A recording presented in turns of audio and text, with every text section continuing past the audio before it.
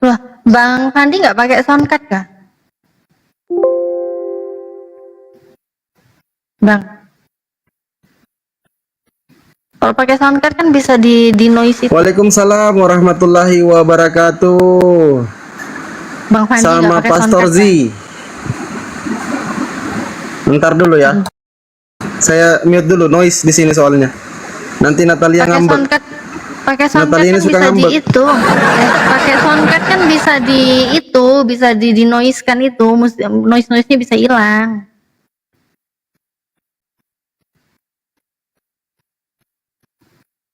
Nih cewek berisik banget katanya. Ah, ngadi-ngadi.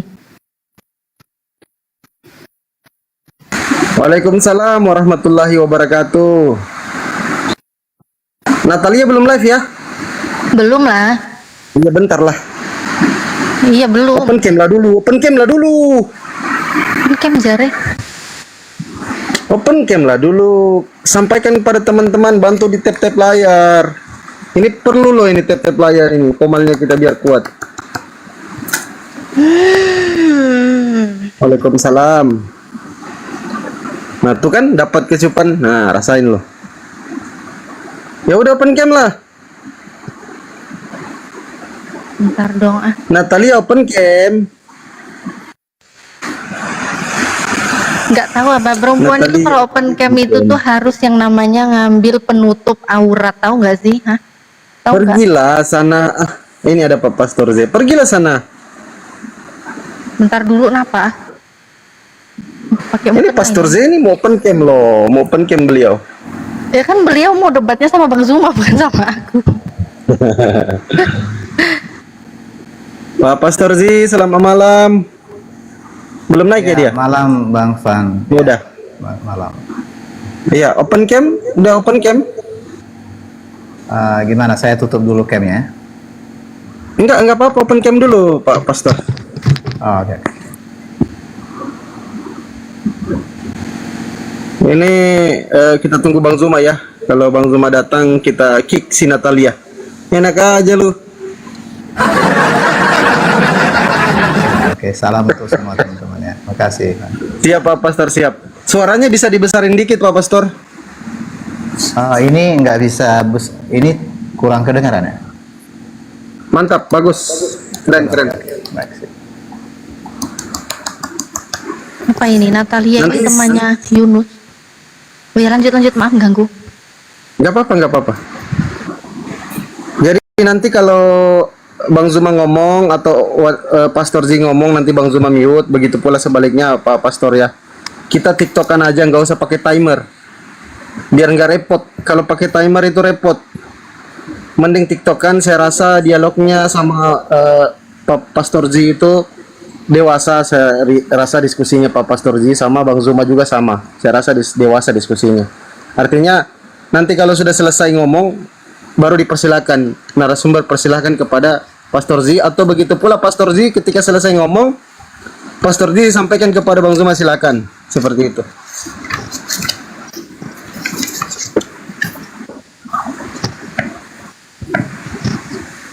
Bah, mantap. Keren.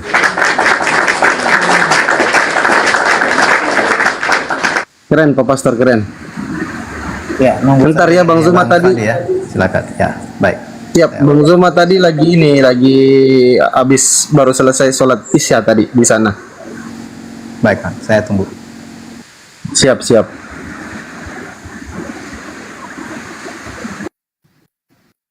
Pak Pastor nggak pakai headset?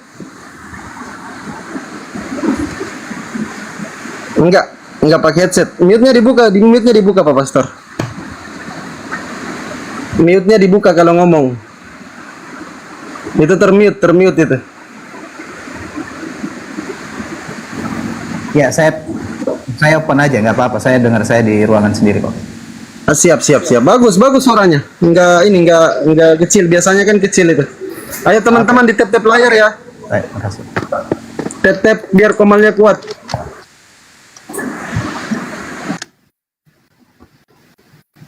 Saya off aja sebentar ya, Van. Nanti kalau sudah ada Bang Zumanya, saya bisa open cam kok. Siap.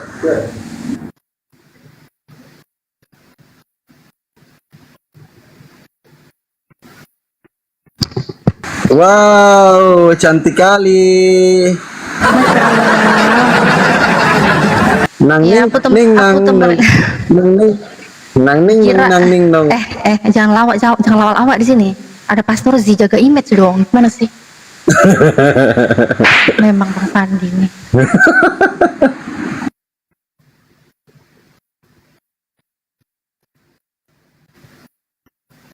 Bang Fandi kemarin yang syahadat itu Kak Zayan itu kayaknya aku pernah ngobrol sama dia deh, sama Bang Dewa juga. Masa sih? Mm-mm. Ada kok videonya di YouTubeku. Oh ya? Mm-mm.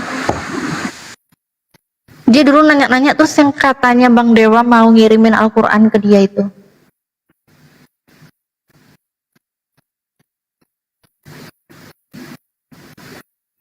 Apa nih? Ya, kawan-kawan di tap-tap layar ya.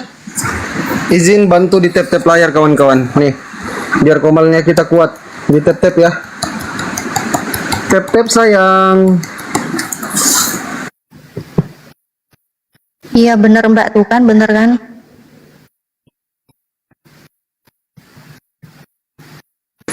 Iya, jadi semalam itu alhamdulillah katanya beliau mencari sendiri ya.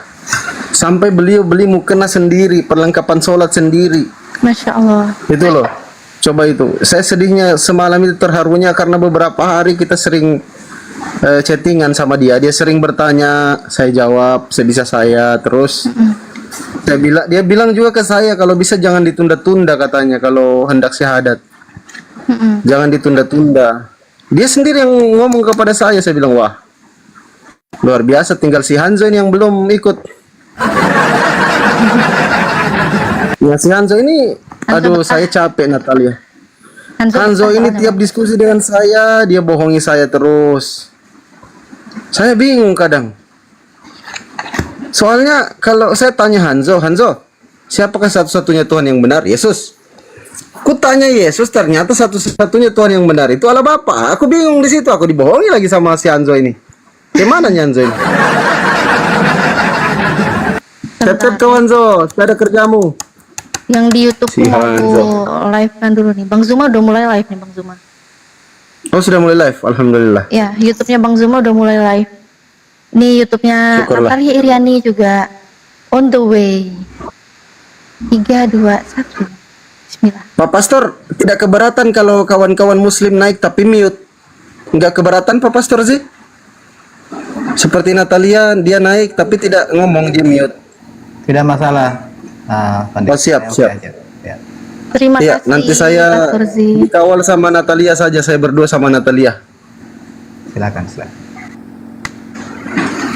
Ntar lagi tunggu Bang Zumanya, tunggu dulu ya Pak Pastor ya. Oke.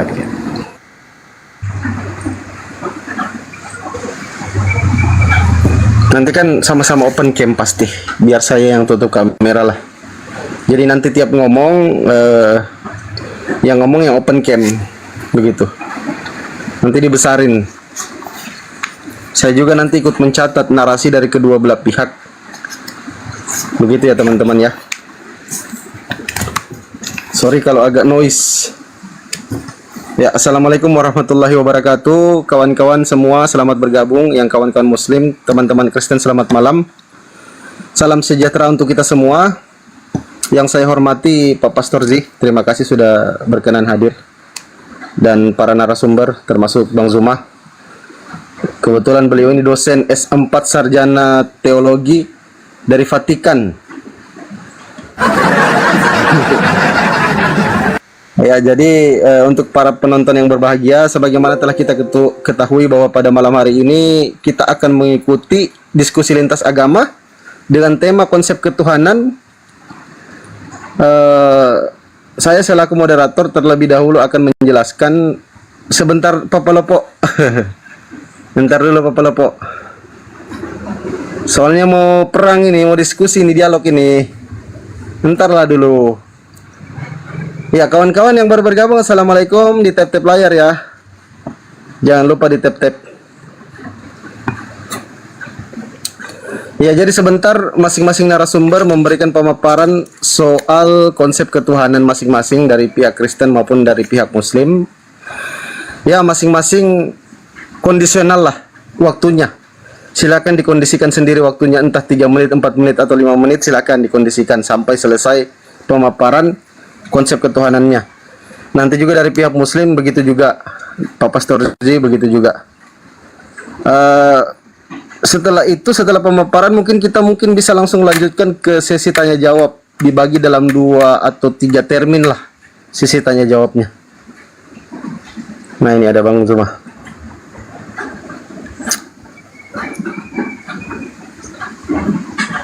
Oke. Ya, kawan-kawan di tap-tap layar ya yang baru bergabung. Assalamualaikum. Assalamualaikum Bang Zuma. Waalaikumsalam warahmatullahi wabarakatuh. Sahabat-sahabat sekalian, semangat malam Pak Pastor Z. Salam kenal Pak Pastor. Semangat malam. Silakan Pak Pastor. Salam kenal Ya. ya. Iya, Senang bersama malam ini. Terima kasih. iya, makasih. Oke. Mungkin bisa kita mulai aja Bang Zuma, nanti kita persilakan dulu kepada Pak Pastor Z untuk menyampaikan konsep ketuhanan dari Kristen ya. Setelah itu Bang Zuma dari pihak Muslim. Setelah itu kita langsung sesi tanya jawab. Terbagi 3 sesi nanti Bang Zuma ya, Pak Pastor Z. Iya, iya, Para saya ikut narasumber. aja. Siap, kita bagi menjadi 3 termin dengan pertanyaan masing-masing 1 pertanyaan setiap termin ya. Setelah itu baru kita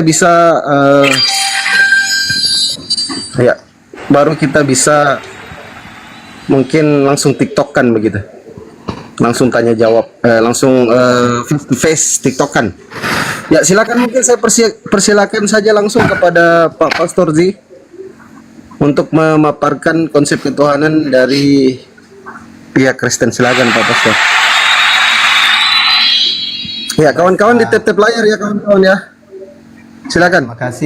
Makasih Bang Fandi, juga Bang Zuma dan teman-teman. Biar open cam bisa Pak Pastor, ada apa-apa open cam. Oke, jadi ini semua open cam ya? Karena saya ikuti aja kalau. Ya, siap. Ya tergantung aja, kalau Pak Pastor mau silakan. Kalau lagi tidak ingin, tidak apa-apa gitu. Oke. Iya, saya open cam lah di awal ya. Biar, Nanti makasih. punya saya. Silakan. Jadi sekali lagi makasih atas undangannya Bang Fandi dan juga kesediaan bersama dengan Bang Zuma. Salam kenal malam ini dan semua teman-teman di channel bersama Bang Fandi. Jadi ya saya terima kasih sekali lagi diberi kesempatan untuk bersama di sini malam ini. Nah, sesuai topik yang ditawarkan oleh Bang Fandi kepada saya untuk membicarakan seperti dalam undangan, apakah Yesus itu hamba Tuhan? Nah, saya sampaikan di awal dulu bahwa ini bukan salah satu pandangan dari tanda petik agama Kristen yang saya sampaikan, karena saya lebih fokus kepada Injil Kerajaan Allah. Nanti kalau definisi itu disampaikan itu bisa di kemudian ya. Tapi apa yang dinyatakan, yang saya percayai dan saya mengerti, ini adalah tentang panggilan yang dinyatakan di dalam Alkitab secara keseluruhan. Jadi untuk melihat siapa Yesus itu di dalam Alkitab itu dilihat secara utuh dan secara lengkapnya itu karena ada 2 nubuatan ini berhubungan dengan Mesias. Jadi Mesias itu yang dijanjikan oleh Allah melalui perantaraan para nabi, di mana Mesias itu datang sebagai seorang yang harus merendahkan diri dan juga akan datang di kemudian sebagai seorang yang datang dalam penuh kemuliaan. Jadi kalau dikatakan apakah Yesus itu adalah hamba Tuhan, nah mengapa dia disebut hamba Tuhan? Pernyataan hamba itu adalah pernyataan tentang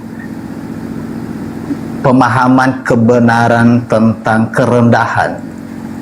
Jadi ada satu pernyataan di dalam Alkitab, yaitu bagaimana sikap kerendahan yang ditunjukkan kepada manusia karena dosa itu muncul karena ketinggian hati atau kesombongan. itu sebabnya sikap yang pertama itu harus ditunjukkan oleh Allah melalui kehadiran Mesias, yaitu merendahkan dirinya. Nah, manusia yang sudah rendah ini sebenarnya yang dinyatakan oleh Alkitab, manusia itu akan ditinggikan. Itu sebabnya ini sebenarnya perpaduan antara yang maha tinggi dengan yang di bawah, yaitu manusia itu dibuat dari debu tanah, dan kemudian Allah memberikan rohnya kepada diri manusia, dan itu adalah kehidupan dari Allah.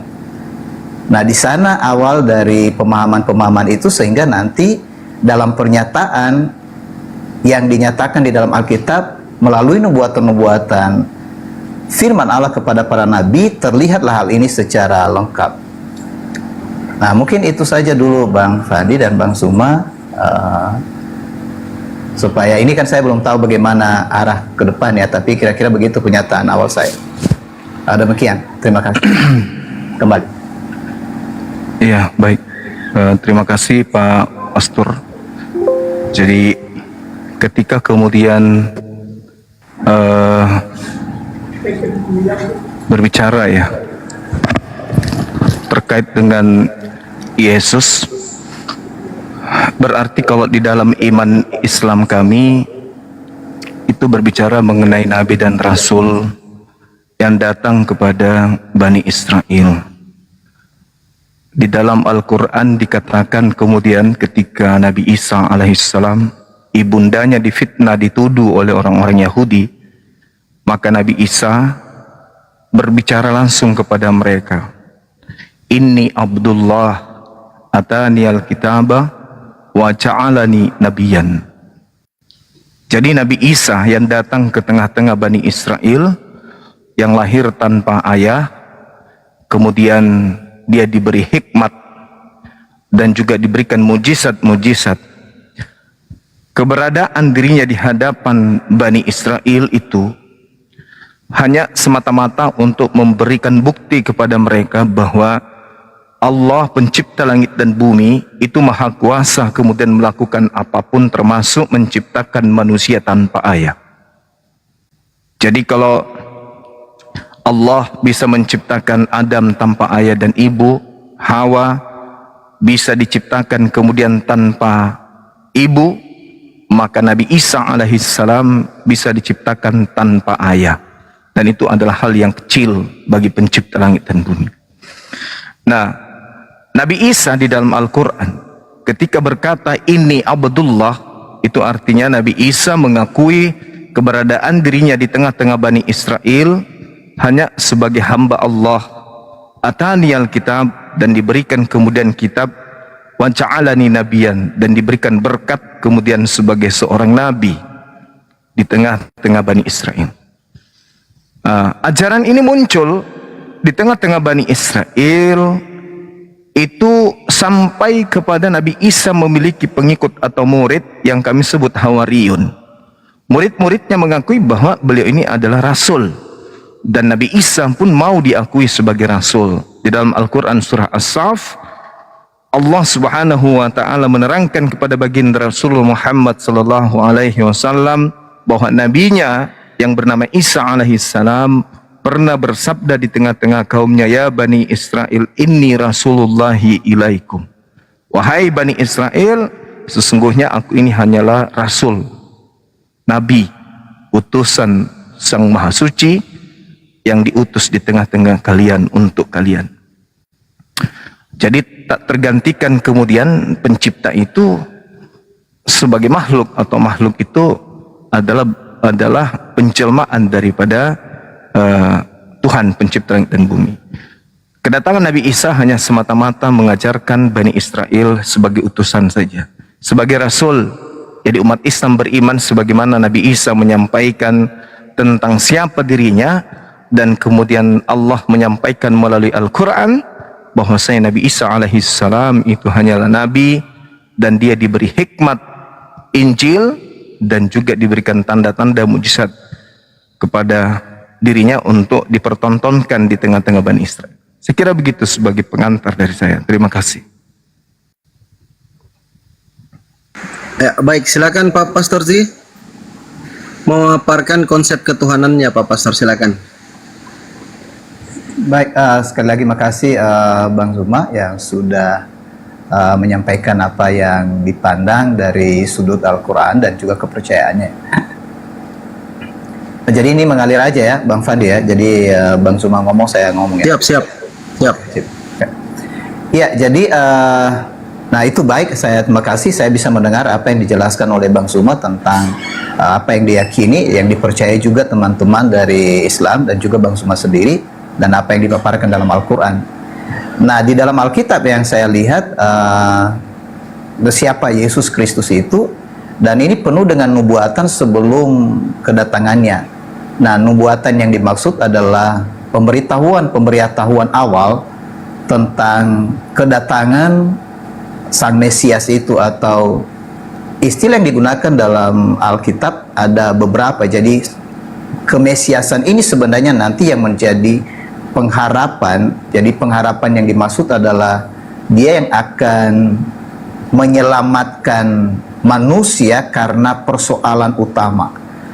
Jadi persoalan utama yang dihadapi manusia itu sebenarnya adalah dosa. Jadi mengapa Yesus ada? Jadi mengapa Mesias ada? Mungkin sebelum kita kenal nama Yesus, jadi di dalam perjanjian lama itu dikisahkan semua tentang kedatangan dari Sang Mesias. Kalau di dalam Kejadian pasal 3 itu disebut sebagai keturunan perempuan, dan tadi Bang Zuma sudah menyinggung itu, yang dilahirkan tanpa ada ayah gitu. Nah, itu ada kesamaannya di sana ya. Jadi teman-teman, saya maksudnya ini kan ketika ada yang sama, ketika ada yang berbeda, dan di sini nanti teman-teman yang lain bisa melihat perbedaan ini dan ada hubungannya seperti apa. Nah, saya sampaikan aja dulu. Jadi kira-kira seperti itu. Pengharapan itu dikatakan ketika Allah menjatuhkan hukuman kepada Adam dan Hawa yang sudah melanggar perintah itu. Nah, hukuman itu dikatakan bahwa keturunan perempuan ini akan meremukkan kepalamu, yaitu kepada ular, yang mana iblis menyerupai. Nah, ini nanti nubuatan selanjutnya, di mana ternyata malaikat yang jatuh itu disetarakan dengan hewan, tapi pada waktu itu dia dalam posisi hewan yang paling cerdik. Tapi nanti sesudah dikutuk, dengan perutmu engkau menjalar dan debu tanah engkau memakan seumur hidupmu. Ini pernyataan bahwa dia direndahkan dari seluruh binatang yang lain. Nah, ini sebagai pernyataan dari hukuman Allah kepada malaikat yang jatuh, di mana dia meninggikan diri dan kemudian direndahkan. Nah, konsep meninggikan dan merendahkan ini yang disingkapkan di dalam Alkitab, yang merupakan cikal bakal terjadinya dosa. Jadi ular, atau dalam hal ini iblis, menawarkan itu kepada manusia agar mereka menjadi sama seperti Allah. Padahal Allah telah menciptakan manusia itu dalam rancangannya sama, serupa dengan gambarnya. Nah, ada kata penting di sana, gambar Allah itu, yang maksudnya di sana bahwa Allah ada di dalam debu tanah, yaitu manusia itu. Jadi ini sebenarnya konsep kehidupan yang dinyatakan di dalam Alkitab di awal. Tapi karena manusia itu berdosa, maka kehidupan itu hilang dalam diri manusia. Nah, kehidupan yang hilang itu sebenarnya bahasa lainnya yang dinyatakan berulang dalam kitab suci itu adalah nafas Allah atau roh Allah. Nah, bagaimana cara supaya manusia itu mendapat kembali yang hilang itu? Nah, itulah nubuatan-nubuatan yang penuh dalam Alkitab untuk memberitahu bahwa Allah itu pencipta langit dan bumi, mempunyai rancangan yang hebat bagi manusia, agar manusia yang kehilangan hidup itu akan beroleh hidup kembali. Artinya kehilangan roh itu akan beroleh roh itu kembali. Nah, cara salah satunya adalah harus ada yang memang harus berkorban untuk itu. Jadi korban inilah yang menjadi catatan penting dalam Alkitab, di mana kalau korban itu berarti yang direndahkan, yang dibuat mati, dan seterusnya. Jadi makanya ada dua, satu yang memang Mesias itu harus dijadikan sebagai korban, karena dengan pernyataan Allah kepada ular bahwa keturunan perempuan ini akan meremukkan kepalamu, tapi engkau meremukkan tumitnya. Ini pernyataan bahwa iblis kalah, tetapi nanti keturunan perempuan itu yang akan mengalahkan iblis itu. Nah, kemenangan ini sebenarnya sekaligus dia terluka tapi dia menang. Disinilah dua makna Mesias itu. Satu Mesias yang direndahkan, dia harus jadi kurban, dan satu Mesias yang menang, di mana dia mengalahkan iblis. Nah, dan seterusnya dari semua penyataan kitab suci tentang Mesias itu disampaikan secara pelan-pelan sampai itu menjadi tersingkap bahwa dia yang akan datang itu adalah pengharapan, dan ada gelar seperti anak perempuan, kemudian anak Daud, kemudian anak manusia, kemudian anak domba, dan seterusnya, dan sampai di dalam perjanjian baru disebutkan bahwa itu adalah anak yang maha tinggi, anak Allah gitu. Nah, istilah-istilah ini sebenarnya adalah istilah-istilah yang masih bersifat bayangan sampai pada akhirnya kita mengenal bahwa yang dijanjikan itu, yang datang itu untuk dosa itu adalah ternyata itu Mesias yang wujudnya ada di dalam diri Yesus Kristus. Nah, boleh dikatakan dalam Alkitab dikisahkan bahwa kedatangan Yesus itu untuk memenuhi apa yang dibuatkan dalam Alkitab. Jadi dia adalah tokoh atau figur yang disampaikan oleh para nabi tentang seorang yang akan menyelamatkan dan memimpin manusia agar mereka memperoleh hidup kembali. Nah, itu cara satu-satunya untuk memperoleh hidup itu. Jadi kalau misalnya Allah itu hidup, maka Yesus datang sebagai pembawa hidup itu. Sedangkan para nabi memberitahukan bahwa akan datang hidup itu, dan itulah di dalam diri Mesias.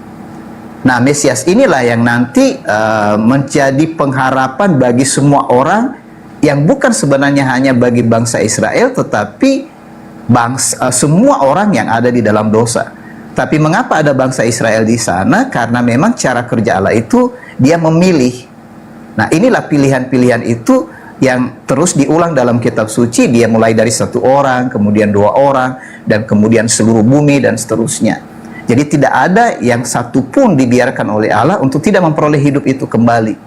Jadi jalan ini ditetapkannya sejak semula dengan cara yang boleh dikatakan tidak sekaligus diselamatkan semua orang atau dipulihkan rohnya itu kepada setiap manusia, tetapi melalui pilihan ini tadi. Jadi siapa yang dia pilih, ya kira seperti itu. Dari orang-orang ini dipilih, nanti dari Adam, kemudian di sana diambil Hawa, dan seterusnya, kemudian Habil hilang diganti dengan Set, dan sampai kepada Nuh yang dipilih pada masa itu, dan itu yang diselamatkan 8 orang di dalam Batra, kemudian dipilih lagi Abraham, dipilih lagi, dan seterusnya sampai kepada keturunan bangsa Israel. Nah, yang menarik dari sana, keturunan yang digariskan itu yang menjadi berkah bagi semua bangsa itu adalah Mesias. Dia yang akan menyelamatkan umatnya dari mana? Bukan dari penjajahan manusia, tetapi dari penjajahan dosa. Jadi musuh yang paling, boleh dikatakan yang paling berat bagi kita semua manusia itu adalah, dalam kisah Alkitab ya, itu adalah dosa. Nah, dosa itu diakibatkan oleh iblis tadi. Jadi iblis, dosa, dan dosa itu menghasilkan kematian atau kehilangan roh Allah. Itu bahasa lain sebenarnya yang dimaksud dengan kematian atau maut atau kematian kekal dan seterusnya. Jadi ini rancangan Allah melalui kehadiran Sang Mesias yang adalah dia jadi penebus dan sekaligus menjadi penyelamat. Nah, itu yang bisa saya tambahkan dari penjelasan ini, Bang Zuma. Kembali ke Bang Zuma. Ya, makasih. Silakan Bang Zuma.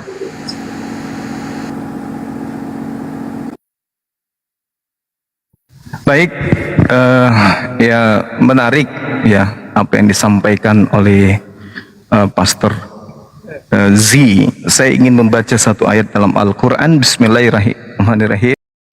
Ya'iduhum wa yumannihim wa ma ya'iduhum syaitan illa gurura. Jadi Allah Subhanahu wa taala menerangkan ya'iduhum wa yumannihim wa ma ya'iduhum syaitan illa gurura. Itu yang diterangkan oleh Al-Quran. Bahwa orang-orang ketika berbicara mengenai konsep ketuhanan, Allah Subhanahu wa taala mengatakan setan memberikan janji kepada mereka, setan membangkitkan angan-angan kosong mereka. Bahkan Allah Subhanahu wa taala menjelaskan bahwa setan itu hanya menjanjikan tipuan-tipuan belaka. Nah, ada hal yang menarik di sini ketika kita berbicara mengenai pencipta alam semesta.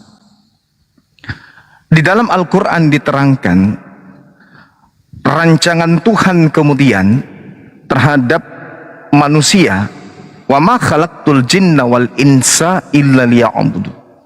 Jadi pencipta alam semesta menciptakan kita tujuannya hanya satu, yaitu beribadah, bukan menggantikannya dengan embel-embel Tuhan menjadi bayi, Tuhan menjadi anak, Tuhan mati dan seterusnya. Itu tidak ada diajarkan oleh para nabi, kecuali hanya sentilan-sentilan orang yang tidak paham tentang ketauhidan, tidak paham tentang Tuhan.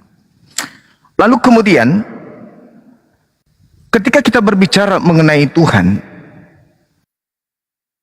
yang bisa menjelaskan tentang dirinya adalah Tuhan itu sendiri. Qul huwallahu ahad, Allahus samad, lam yalid wa lam yulad wa lam yakul lahu kufuwan ahad. Tuhan yang menjelaskan dirinya, bukan manusia yang membuat kerangka cerita, menggabungkan kemudian cerita-cerita menjadi satu cerita di kisah, lalu mengatakan itu adalah Tuhan untuk menyelamatkan manusia. Sederhana, para nabi itu ketika mengajarkan konsep keselamatan, la ilaha illallah. Kaumnya Nabi Musa, Musa Rasulullah. Kaumnya Nabi Isa, Isa Rasulullah. Kaumnya Nabi Muhammad, Muhammad Rasulullah. Sederhana. Maka orang itu akan mendapatkan hidup yang kekal. Dan saya rasa juga Yesus mengajarkan itu. Nabi Isa pun mengajarkan itu. Ma qultu lahum illa ma amartani bi ani abudullah rabbi wa rabbakum. Isa alaihissalam mengajarkan kepada umatnya hanya menyembah kepada hakikat yang maha suci. Yang namanya Tuhan maha suci, mustahil ada titik noda. Mustahil kemudian Tuhan pencipta langit dan bumi ini menjadi sesuatu yang rendah, menjadi sesuatu yang hina. Ya terkecuali kalau dewa. Kalau dewa-dewa mungkin konsep paganisme, konsep animisme, politeisme mungkin. Tuhan dewa mereka lahir menjadi bayi, menjadi anak, menjadi manusia, separuh dewa, separuh binatang, separuh dewa, separuh manusia. Mungkin. Tapi kalau berbicara mengenai ajaran para nabi, itu tak akan mungkin. Itu tahayul dan itu angan-angan kosong. Lalu kemudian, di dalam Al-Quran, dengan adanya keadaan bahwasanya Nabi Isa ketika datang di tengah-tengah Bani Israel, sebagian daripada ahli kitab itu berlebihan, lebay dalam beragama. Maka Allah mengatakan, wahai ahli kitab, jangan kau berlebihan dalam agamamu. Jangan kau mengatakan bahwa Allah itu adalah Al-Masih putra Maryam. Jangan. Jangan kau katakan itu, kata Allah. Nah, ketika ditanya, wa isqalallahu ya Isa bin Maryam anta qulta linnas, wahai Isa, apakah Anda yang mengajarkan kepada orang-orang yang menuhankan kamu itu bahwa kamu itu adalah Allah selain daripada aku? Nabi Isa mengatakan, ma qultu lahum qala subhanaka ma yakunu li an aqulu ma laysa li bihaqq. Maha suci Engkau ya Allah, aku tidak akan mungkin mengatakan sesuatu yang bukan hakku untuk aku katakan dan aku sampaikan. Nah, mohon maaf ini Pak Pastor, tadi Bapak begitu panjang menarasikan, tapi itu adalah doktrin, itu dogma, itu iman. Saya menghargai itu kepercayaan.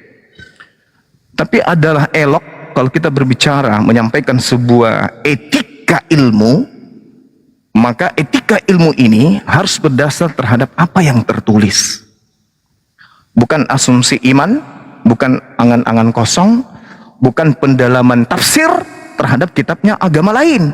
Lalu kita tafsirkan bahwa Tuhan, kesemahan kita itu sudah dinyatakan dalam kitab-kitab sebelumnya, bahwa Dia akan datang dan seterusnya. Itu sebuah rangkaian cerita yang disusun kemudian untuk melegalkan sesuatu yang ilegal. Nah, mohon maaf, Al-Quran membahas tentang kitab saudara, Al-Quran membahas tentang sembahan saudara, Al-Quran membahas tentang agama saudara, Pastor. Jadi izinkan saya menguraikan itu semua. Di dalam pengakuan Yesus, nanti Bapak juga bisa menggunakan Al-Quran kalau memang merasa penting untuk itu. Pengakuan Yesus dalam Yohanes 12:49 ini ngeri.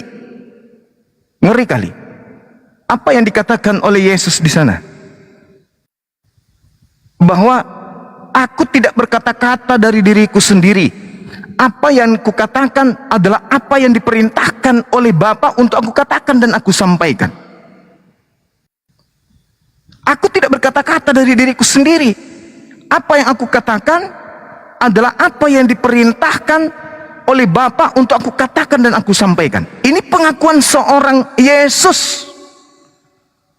Tapi mohon maaf, seorang pastor berbicara mengenai Yesus ya sesuai dengan iman, sesuai dengan kepercayaan, melebihi kapasitas Yesus sendiri.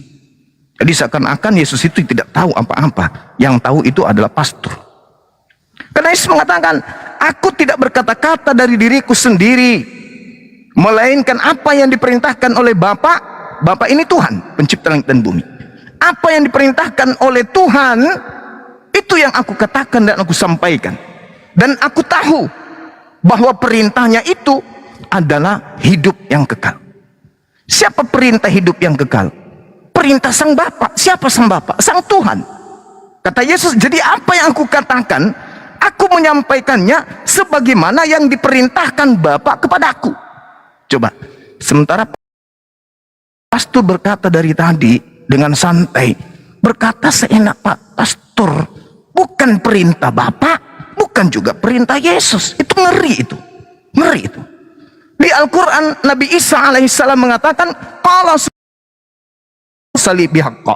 Saya Nabi Isa yang bisa membangkitkan orang mati dengan izin Allah, membuat orang kusta sembuh dengan izin Allah, membuat orang buta, orang lumpuh sembuh karena izin Allah.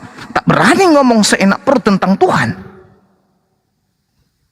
Padahal di dalam Yohanes 1 nomor 18, coba Bapak lihat di sana dalam original teks. Tak ada orang yang bisa menjelaskan tentang Tuhan. Tak ada orang yang bisa menjelaskan, menerangkan, mentafsirkan tentang Tuhan kecuali Yesus. Kata terakhir di situ exegomai, artinya hanya Yesus yang mampu menjelaskan tentang Tuhan. Bukan pastor, bukan pendeta, bukan gereja, bukan jemaat, bukan penatua, bukan semuanya. Yesus yang harus menjelaskan tentang Tuhan itu. Nah, apa penjelasan Yesus tentang Bapa yang telah mengutus dia? Bertentangan dengan iman Pak Pastor, bertentangan dengan apa yang Pak Pastor sampaikan barusan. Sekali lagi saya ingin mengatakan dalam Al-Quran, wa iskalallahu ya Isa bin Maryam anta kutalin nasi tahizuni wa ummi ilaihi min dunillah qala subhanaka ma yakunu li an aqula ma laysa li bihaqqa. Maha suci engkau ya Allah, aku tidak punya hak untuk mengatakan sesuatu yang bukan hakku untuk aku katakan. Apa yang aku katakan? Ma qultu lahum illa ma amartani bi ani ubudullah rabbi wa rabbakum. Aku hanya mengajarkan kepada Bani Israel, sembahlah Allah, Tuhanku dan Tuhanmu. Yohanes 4 nomor 22. Aku dan kalian menyembah apa yang kita kenal, sedangkan mereka mengenal apa yang mereka tidak. Mereka sembah apa yang mereka tidak kenal. Nabi Isa, Yesus menyembah, Inni abdullah, aku adalah hamba Allah. Yesus juga mengaku sebagai hamba Allah. Datang Kristen melalui pastor, melalui pendeta, Yesus itu adalah Allah itu sendiri. Sekali lagi terakhir, Yesus mengatakan dalam Yohanes 12:49, aku tidak berkata-kata dari diriku sendiri. Apa yang aku katakan adalah apa yang diperintahkan oleh Tuhanku untuk aku katakan dan aku sampaikan. Apa yang diperintahkan oleh sembahanku untuk aku katakan dan aku sampaikan. Dan aku tahu, data nomor 50-nya, dan aku tahu bahwa perintah Tuhan itu adalah hidup yang kekal. Maka aku menyampaikan sebagaimana yang difirmankan Tuhan atau Bapa kepadaku. Nah, mana penyampaian Yesus bahwa dia adalah Tuhan yang inkarnasi menjadi manusia? Takkan pernah ada orang Kristen yang menemukan itu, kecuali mungkin esok hari kalau sudah direvisi lagi dalilnya. Demikian Pak Pastor, mohon maaf saya hanya menyatakan sesuai dengan versi kebenaran yang saya tahu. Silakan. Baik, silakan Pak Pastor Z. Terima kasih Bang Zuma atas pemaparannya ya, aja yang sudah dijelaskan tadi. Jadi apa yang sudah disampaikan tadi saya seperti menangkap beberapa hal. Mungkin saya mulai dengan siapa Sang Bapa menurut Alkitab. Jadi ada tadi seperti pernyataan yang sama. Jadi ketika dinyatakan bahwa siapa yang bisa mengenal Allah itu atau Sang Bapa itu, jawabannya tidak ada yang dapat mengenal Allah selain daripada Dia yang datang dari Allah. Itu adalah Mesias atau Yesus Kristus. Itu jelas dalam Yohanes pasal 1 ayat 18. Satu-satunya yang mengenal Sang Bapa itu adalah Yesus Kristus. Saya setuju itu bahwa tidak ada manusia atau siapapun, baik termasuk tadi yang diberitahukan pastor, pendeta, orang Kristen, termasuk Bang Zuma juga. Maksudnya semua tidak ada yang bisa menjelaskan Allah lebih jelas. Jadi kira-kira begitu. Jadi itu oke, Bang Zuma. Jadi benar bahwa mengapa pada akhirnya kita harus dapat satu pernyataan yang pasti di sini, mengapa Yesus itu datang ke dalam dunia. Jadi paling tidak ini sebenarnya yang disampaikan di dalam Alkitab bahwa Sang Mesias itu berasal dari sorga dan kemudian dia datang di dalam dunia, dan itu yang dikenal sebagai Yesus Kristus. Nah, persoalannya di sana ada satu pernyataan tadi karena ada pandangan yang menyatakan bahwa Yesus itu Sang Bapa gitu. Nah, Alkitab tidak menyaksikan itu. Itu Alkitab tidak menyaksikan itu. Jelas dinyatakan bahwa Yesus itu Sang Firman dari Allah. Meskipun ada beberapa pernyataan yang memang dia berhubungan dengan Sang Bapa atau Allah itu sendiri, karena memang dia berasal dari sana. Itu sebabnya Yesus itu sebabnya Yesus dan Bapa itu tidak bisa. Saya belum. Maaf, tadi suaranya mungkin agak jauh karena saya sudah lepaskan mic. Saya harap ini jelas sekarang. Jadi Yesus dan Bapa itu tidak bisa dipisahkan karena memang dia berasal dari Sang Bapa. Tapi tidak bisa dikatakan bahwa Yesus itu adalah Allah itu sendiri. Nah, itu pandangan. Jadi kalau tadi Bang Zuma berkata ada doktrin-doktrin yang disampaikan, nah saya tidak ada di doktrin itu, Bang Zuma dan teman-teman semua. Makanya saya berbicara apa adanya yang dinyatakan dalam Alkitab, dan mengapa saya memilih di dalam channel saya tentang konsultan Bang Injil, karena memang mau berbicara tentang Injil itu sebenarnya apa gitu. Jadi Injil itu sebenarnya jalan dari Sang Bapa itu di dalam Yesus Kristus, di mana mengapa Yesus itu harus merendahkan diri sampai mati, dikubur, dan bukan hanya sampai di tanah, itu sampai di bawah tanah, bahkan di dunia orang mati, tetapi dia menjadi tinggi kembali untuk menunjukkan bahwa manusia yang walaupun sangat rendah dan memang kehilangan kehidupan itu, Allah bisa memulihkan itu melalui kehadiran Mesias ini. Itu yang pertama.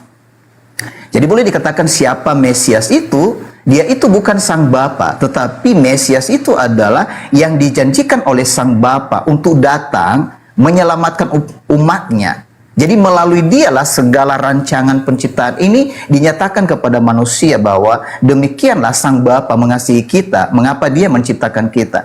Jadi saya masuk kepada tujuan dari penciptaan itu tadi.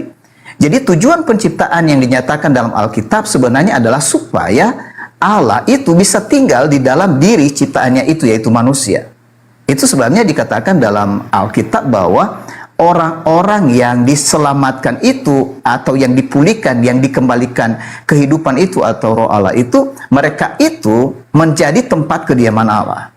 Nah, kediaman Allah ini bukan baru konsepnya, tetapi sudah sejak penciptaan manusia pertama, di mana manusia itu, Adam dan Hawa, mereka mendapat kehidupan karena roh yang diberikan oleh Allah di dalam hidup mereka. Sehingga boleh dikatakan kehidupan Allah itu dibagi kepada manusia. Nah, itu pernyataan di dalam Alkitab.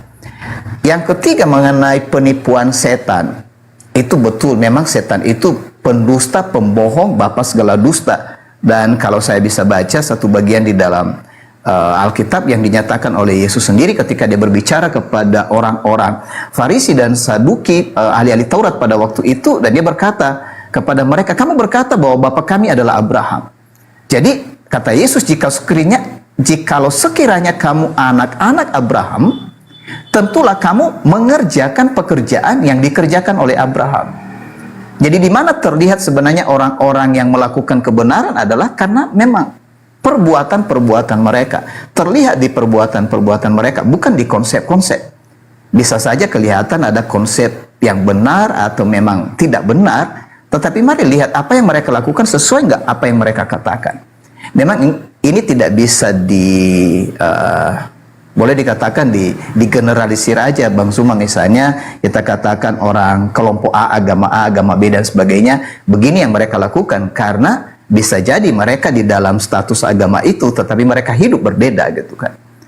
Jadi misalnya tadi Bang Zuma berkata, ya pastor pasti, karena termasuk saya digelar di sini sebagai pastor, pasti melakukan pekerjaan-pekerjaan pastor lain. Bisa saja berbeda, Bang Zuma dan teman-teman. Nah, jadi itu sebabnya dikatakan Yesus bahwa kalau kamu berkata kamu keturunan Abraham, tentu kamu melakukan pekerjaan-pekerjaan yang dilakukan oleh Abraham. Salah satu yang ditonjolkan Yesus bahwa kamu tentu tidak akan bersifat ya sombong, arogan atau membunuh. Loh, kamu ini sifatnya membunuh, mempersalahkan. Jadi orang-orang Farisi itu kan pekerjaan mereka menyerang Yesus terus dan ya sebenarnya lawan dari itu adalah mereka tidak punya kasih. Jadi Yesus berkata kepada mereka, jikalau Allah adalah Bapamu, kamu akan mengasihi aku sebab aku keluar dan datang dari Allah, dan aku datang bukan atas kehendakku sendiri, melainkan Dialah yang mengutus aku. Jadi di sana sebenarnya kita bisa mengerti bersama-sama bahwa kesaksian dari Alkitab menyatakan bahwa memang Yesus itu datang dari Sang Bapa dan Dia bukan Sang Bapa itu. Itu harus dihargai penyataan itu nggak bisa diubah. Jadi kalau misalnya pada akhirnya, tadi kan ini karena berhubungan dengan konsep ketuhanan. Mengapa, jadi saya tambahkan di sini catatannya, mengapa pada akhirnya Yesus itu disebut sebagai penguasa? Nah, kata penguasa ini sebenarnya dimulai dalam penjelasan kitab suci ketika manusia diciptakan, di mana Adam dan Hawa itu diberi mereka kuasa atas bumi dengan 3 wilayah yang disebut laut, darat, dan udara. Atas ikan di laut, burung di udara, dan hewan di darat. Pelambangan ini sebenarnya kita mengerti berikutnya bahwa penguasa atas 3 wilayah itu adalah roh-roh jahat termasuk iblis. Jadi dikatakan bahwa manusia yang memiliki roh Allah, mereka punya kuasa atas. Nah, setan-setan ini termasuk iblis. Jadi bukan kepada manusia. Nah, ini kesalahannya Bang Zuma dan teman-teman. Banyak orang tidak menyadari mereka malah menguasai sesamanya gitu. Itu bukan perintah Allah. Perintah Allah itu kepada kita, musuh kita itu hanya satu, iblis. Dan semua pasukannya itu, bukan di antara kita, bukan orang yang berbeda agama. Kita ini sebenarnya semua sahabat, hanya karena kita memang sudah saling tidak kenal, karena yang kita kenal masing-masing menurut jalan kita. Tapi kalau ini dikenal, kita memperoleh hidup yang sama, kita memiliki roh yang sama, di antara kita tidak ada pertentangan, lebih dari toleransi. Karena yang di dalam kita adalah kasih. Kasih itu hanya muncul ketika seseorang memperoleh hidup kembali. Tapi orang yang dalam status kematian tidak mungkin ada kasih, dan mereka ada permusuhan. Dan ini yang terjadi di awal dengan manusia yang pertama itu, di mana mereka kehilangan kasih, kehilangan roh Allah, kehilangan kehidupan. Makanya keturunan berikutnya disebutkan dalam Alkitab semata-mata jahat. Makanya disebut orang-orang yang jahat itu disebut sebagai keturunan ular beludak atau keturunan iblis. Karena sifat mereka yang termasuk yang sangat menonjol itu adalah membunuh. Karena sesudah dosa, keturunan Adam pertama itu Kain membunuh adiknya sendiri Habel gara-gara ibadah. Itu persoalannya di sana. Nah, segitu dulu mungkin yang saya respon dari apa yang disampaikan Bang Zuma tadi sehubungan dengan ketiga hal itu. Kembali ke Bang Zuma. Baik, terima kasih. Mungkin setelah Bang Zuma ngomong langsung tiktokan aja ya. Saya izin perbesar saja gambarnya semua. Kita gini aja. Silakan Bang Zuma. Ya, baik. Jadi ada hal menarik kemudian ketika Pak Pastor kemudian mengatakan bahwasanya apa yang saya sampaikan itu betul. Lalu keadaan yang ada saat ini adalah bahwa pastor itu mengajarkan kemudian menyembah Yesus. Kenapa hal itu bisa terjadi? Karena di dalam pengakuan Bible itu sendiri itu diterangkan di dalam Filipi 2 nomor 6, nomor 7, nomor 8. Di situ ada kata theos. Jadi yang inkarnasi merendahkan diri kemudian menjadi manusia itu adalah theos itu sendiri. Hos on morphe theos. Yang walaupun dikatakan di situ yang walaupun dalam rupa theos tidak mempertahankan kemudian keteosannya, tidak mempertahankan aspek ketuhanannya. Ou hegenos esos theos herpakmes, melainkan dia mengosongkan dirinya. Nah, ini nanti dikatakan bahwa ketika dia adalah Tuhan, theos tidak mempertahankan, melainkan mengosongkan dirinya. Mengosongkan diri di sini artinya melepaskan keilahian, melepaskan ketuhanannya, lalu mengambil daging, lalu sama seperti manusia, lalu rendah dari manusia, taat hingga mati di atas tiang salib. Nah, inilah yang diterangkan oleh Al-Quran. Apakah engkau mengajarkan kepada mereka untuk mengatakan bahwa dirimu itu adalah Tuhan selain daripada aku? Nabi Isa mengatakan tidak. Aku tidak pernah mengajarkan apa yang bukan hakku untuk aku katakan. Nah sekarang permasalahannya kalau Pak Pendeta berbicara mengenai roh, iblis dan seterusnya, dari awalnya aja sudah keliru. Karena Nabi Isa mohon maaf ini saya harus berbicara mengenai skala Islam juga supaya saya tidak disebut satu arah. Wa iskala Allahu ya Isa bin Maryam a anta qulta linnas, apakah engkau yang mengajarkan itu? Kata Nabi Isa tidak. Nah, terbukti di dalam Al-Qur'an surah As-Saff, wa iskala Isa bin Maryam ya bani Israel inni rasulullahi ilaikum musaddiqan lima baina yadayhi minat Taurah wa mubasysyiran bi rasul ya'ti min ba'dihi ismuhu Ahmad. Jadi Nabi Isa menerangkan, aku menjelaskan Taurat, aku menguraikan Taurat, bahwa Taurat itu adalah hukum yang harus dipraktekkan dalam kehidupan, tidak boleh dibatalkan kemudian.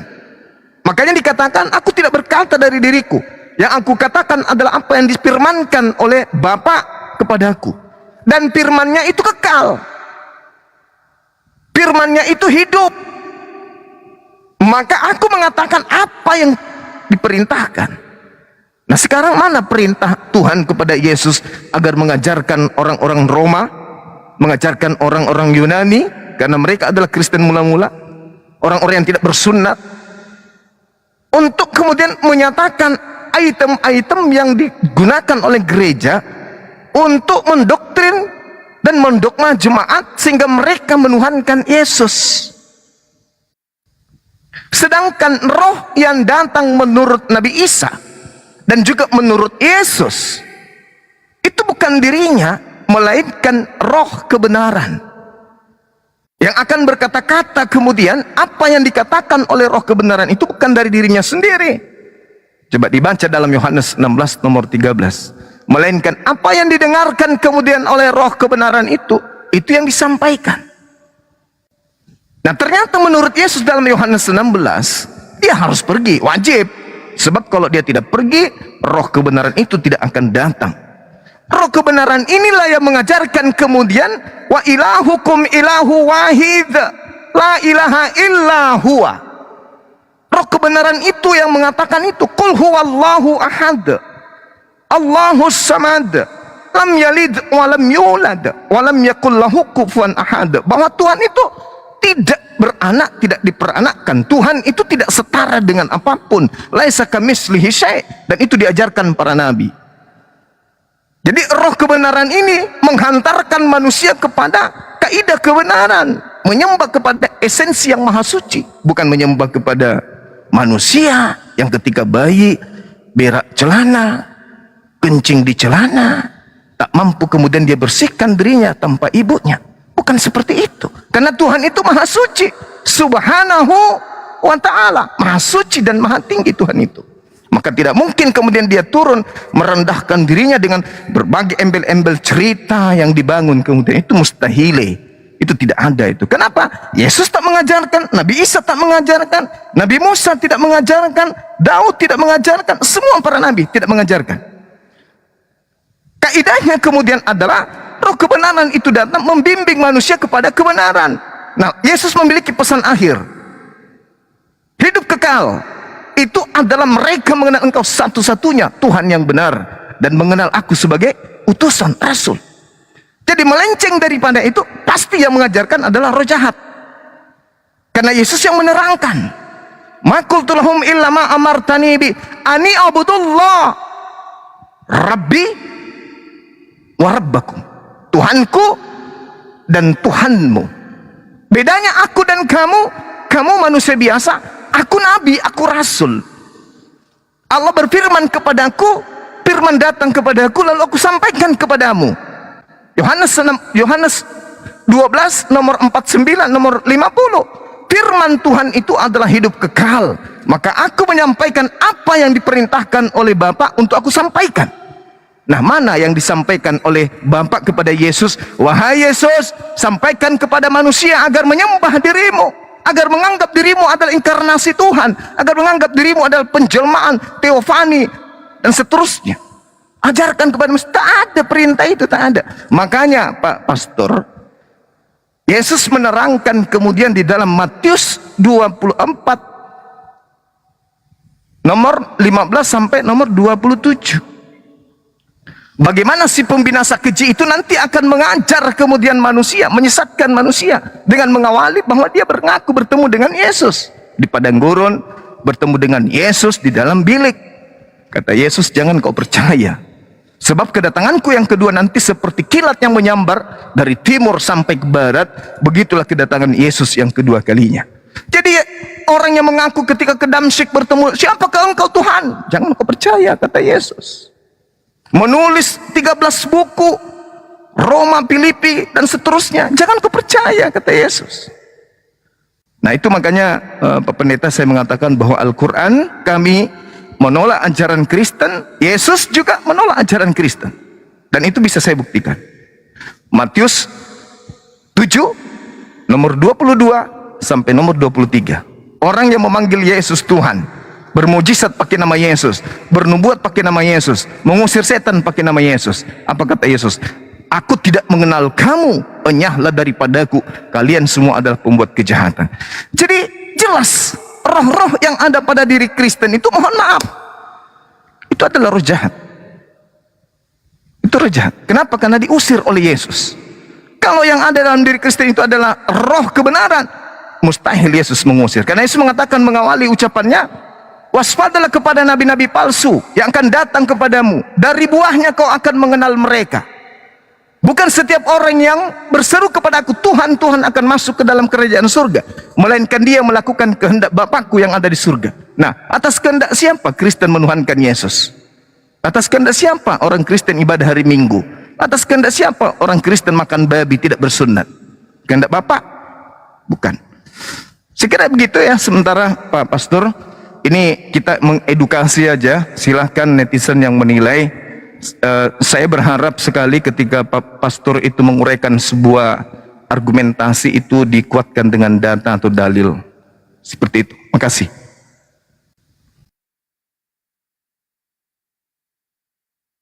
Ya, silakan Pak Pastor. Iya, terima kasih kembali Bang Zuma. Apa yang sudah disampaikan tadi, dan saya mulai dari, mungkin saya perlu jelaskan tentang mengapa ada pernyataan di dalam Alkitab menyembah kepada Yesus. Jadi praktek menyembah kepada Yesus itu terjadi di antara orang-orang mulai dari ketika Yesus masih lahir, masih bayi ya. Jadi misalnya kita kasih contoh orang-orang dari orang Majus ya. Dan kemudian dalam penjelasan banyak tulisan-tulisan dalam kitab suci, orang-orang menyembah kepada dia karena perbuatan-perbuatan yang ajaib, termasuk para pengikutnya. Misalnya ketika selesai mereka melihat dia, ketika Petrus turun di air, berjalan di atas air, kemudian dia hampir tenggelam, lalu diselamatkan oleh Yesus, lalu kembali mereka di atas perahu. Dan di sana murid-murid itu menyembah dia dan seterusnya. Nah, soal menyembah kepada Yesus itu sebenarnya kadang kan dibuat pengertian ini, kenapa seperti ada praktik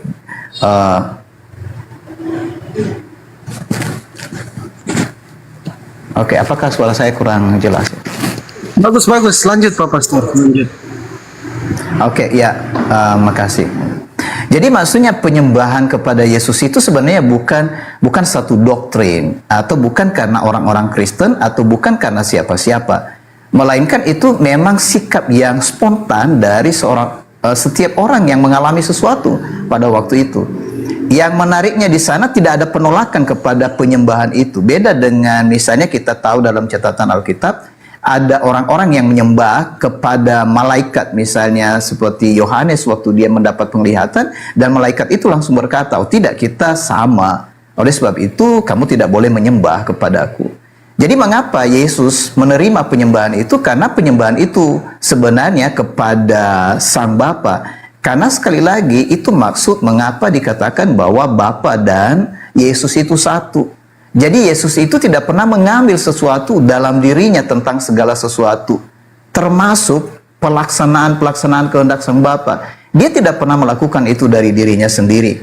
Nah, mungkin ini yang seperti sangat sangat buram kepada semua orang yang melihat maksud dari catatan Alkitab mengapa Yesus disembah. Jadi mulai dari sana pengertian itu, penyembahan itu sebenarnya karena kuasa yang terjadi yang dinyatakan oleh tokoh itu. Jadi di sana ketika Yesus disembah sebagai penguasa itu, makanya dia disebut sebagai kurios atau Tuhan, atau memang terjemahan yang dikatakan Tuhan itu bukan maksudnya Tuhan, maksudnya Allah Sang Bapa. Itu Alkitab dengan tegas membedakan itu. Nah, jadi teman-teman yang bisa mengikuti ini penjelasan yang saya berikan sesuai dengan apa yang ada di dalam Alkitab, boleh dipelajari sendiri. Kalau misalnya mau pelajari khusus itu bisa dibahas secara detail ya, karena ini kan kita berbicara secara global saja dan umum gitu kan. Nah, jadi sembah sujud itu adalah respon karena melihat yang datang itu memiliki kuasa dan wewenang.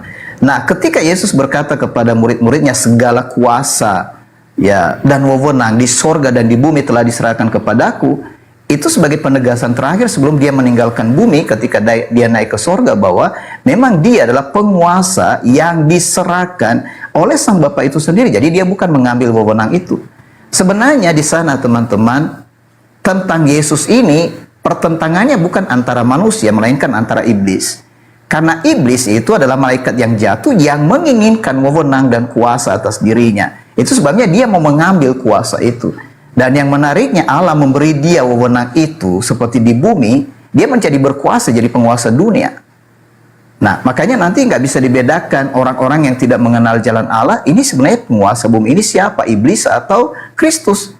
Padahal sudah ditetapkan di awal bahwa iblis itu sudah dikalahkan dan memang sudah dinyatakan dia kalah, tapi dia menunjukkan seolah-olah dia punya kuasa.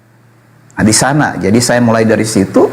Dan yang kedua tentang Kristen mula-mula itu, sebenarnya mereka itu bukan Romawi atau Yunani. Mereka itu adalah orang-orang dari antara orang-orang Israel atau orang Yahudi yang percaya, dan kita bisa melihat itu catatan kitab suci, bahwa orang-orang yang percaya itu termasuk murid-murid yang pertama itu semuanya dari antara orang Yahudi. Karena memang itu rancangan Allah dan buatan Allah, karena sekali lagi yang saya katakan tadi, Allah memilih. Jadi ketika dia memilih, dia mulai dari satu orang atau dia mulai dari kelompok tertentu untuk membawa berita itu ke seluruh bumi. Makanya nanti kalau kita bisa melihat teman-teman mempelajari apa yang dicatat dalam Alkitab, di Alkitab itu kan diberitahu bahwa Allah berfirman, dia berkata-kata, kemudian kata-kata itu ditulis, dan itu yang menjadi tulisan-tulisan dalam kitab suci. Tapi kemudian kata-kata itu ternyata ada wujudnya, dan itulah firman Allah yang hidup, Yesus Kristus. Dan kemudian berita tentang Yesus Kristus itu disebarkan, itulah Injil.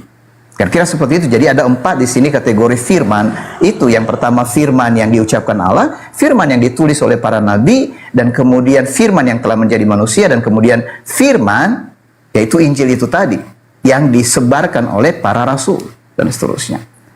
Nah, itu sekedar informasi saja. Dan jadi sekali lagi, apa yang menjadi pengenalan ajaran tentang Allah di dalam kitab suci itu bukan berdasarkan ajaran Kristen, karena memang udah jelas tadi Yesus itu tidak mengenal ajaran Kristen gitu kan. Kalau ada ajaran-ajaran Kristen yang beragam sekarang ini, pasti Yesus tidak kenal itu, karena dia menyatakan ajarannya. Ajaran yang dibawanya itu adalah dari Sang Bapa untuk menegaskan isi dari kitab Taurat, Zabur atau Mazmur dan nabi-nabi. Jadi dia datang sebenarnya untuk membuka rahasia apa yang tertulis dalam kitab-kitab sebelumnya ini gitu kan, yaitu kitab Taurat, Mazmur dan nabi-nabi. Nah, sekali lagi Yesus tidak mengenal ajaran itu. Jadi apa yang disampaikan oleh Yesus sebenarnya ajaran yang dia sampaikan itu kepada mereka, dia berkata kepada murid-muridnya, dan ajarlah mereka menaati atau melakukan segala sesuatu yang telah kuperintahkan kepadamu, dan ketahuilah aku menyertai kamu sampai kesudahan zaman. Kan kita mau mengecek perintah apa yang disampaikan kepada mereka. Perintah itu sebenarnya intinya kasih. Berarti sama dengan apa yang disampaikan di awal sekali, karena nabi yang dikenal di antara bangsa Yahudi itu adalah Musa. Itu sebabnya selalu berkaitan dengan hukum Musa atau hukum Taurat. Jadi Yesuslah yang menggenapi segala sesuatu yang dinyatakan dalam hukum Taurat. Itulah yang diajarkannya untuk menjelaskan kepada mereka lebih terang. Ini yang disampaikan misalnya di dalam Lukas pasal 24 ayat 44. Dan inilah yang kukatakan kepadamu ketika aku masih bersama-sama dengan kamu, yaitu bahwa apa yang dikatakan tentang aku di dalam Taurat, Mazmur dan Nabi-Nabi itu harus digenapi gitu. Dan penggenapan itu berkaitan dengan Mesias harus menderita, mati dan dikubur dan bangkit kembali. Dan di dalam namanya berita tentang dua hal, pertobatan dan pengampunan dosa harus sampai kepada semua manusia, mulai dari Yerusalem, jadi mulai dari bangsa pilihan itu. Nah, jadi itu yang menjadi inti daripada pesan-pesan itu. Dan mengapa pada akhirnya kita mengenal Yesus itu disembah, bukan karena misalnya orang berkata dia tidak pernah memerintah supaya dia sembahlah aku, dan juga betul itu bahwa Yesus tidak pernah berkata bahwa sembah aku jangan sembah Bapa gitu. Kalau dia berkata bahwa kamu mengenal aku dan mengenal Bapa, percaya kepada aku dan percaya juga kepada Bapa, maksudnya bahwa kamu mengenal aku dan Bapa itu tidak bisa dipisah gitu. Beda dengan kita, karena kita manusia kan, kita tidak bisa berkata aku dan Bapa adalah satu, karena dari kita itu dipersatukan dengan Bapa sehingga kita semua menjadi satu di dalam Allah gitu.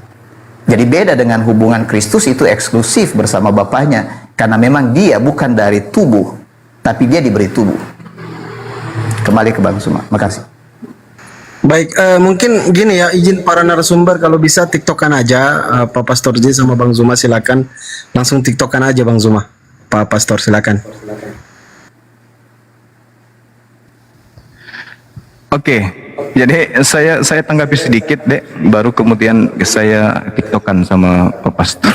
Karena banyak hal menarik kemudian yang harus diluruskan gitu ya dari paparan seorang pastor yang kita hormati. Yang pertama tentang orang Majus. Apa ada yang nulis datang menyembah Yesus. Berarti orang Kristen ini pengikut orang Majus.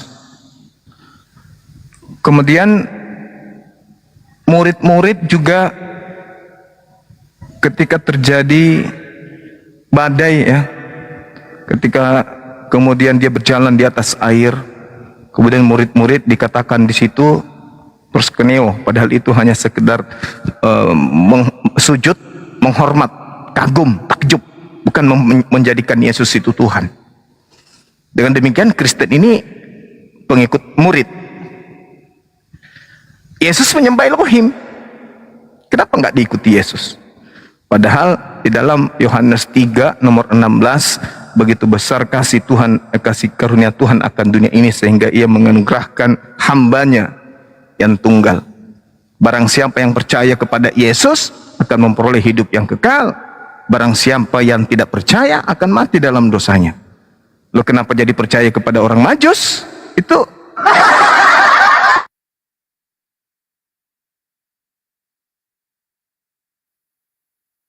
di dalam Markus 5 ada orang kerasukan roh jahat, begitu melihat Yesus tiba-tiba dia lari menyembah Yesus. Kenapa bukan itu yang dijadikan sebagai acuan? Bahwa yang menyembah Yesus dalam Markus 5 adalah orang yang kerasukan setan. Orang Majus juga saya katakan kalau dia menganggap Yesus itu adalah Tuhan bintang timur, berarti dia menganggap bahwa Yesus itu adalah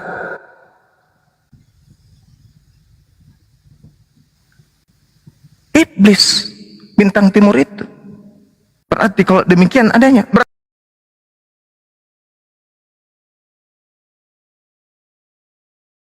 berarti Majus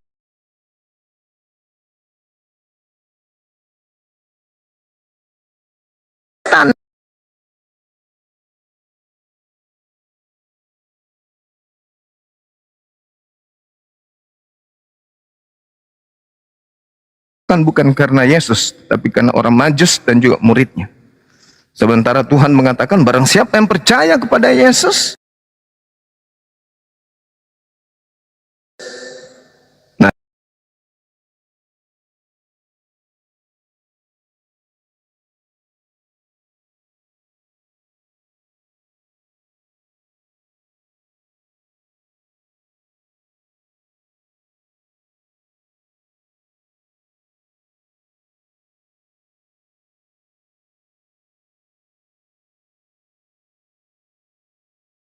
rujukannya harus tertulis. Bentar ya, bentar. Lagi nge-lag YouTube-nya juga.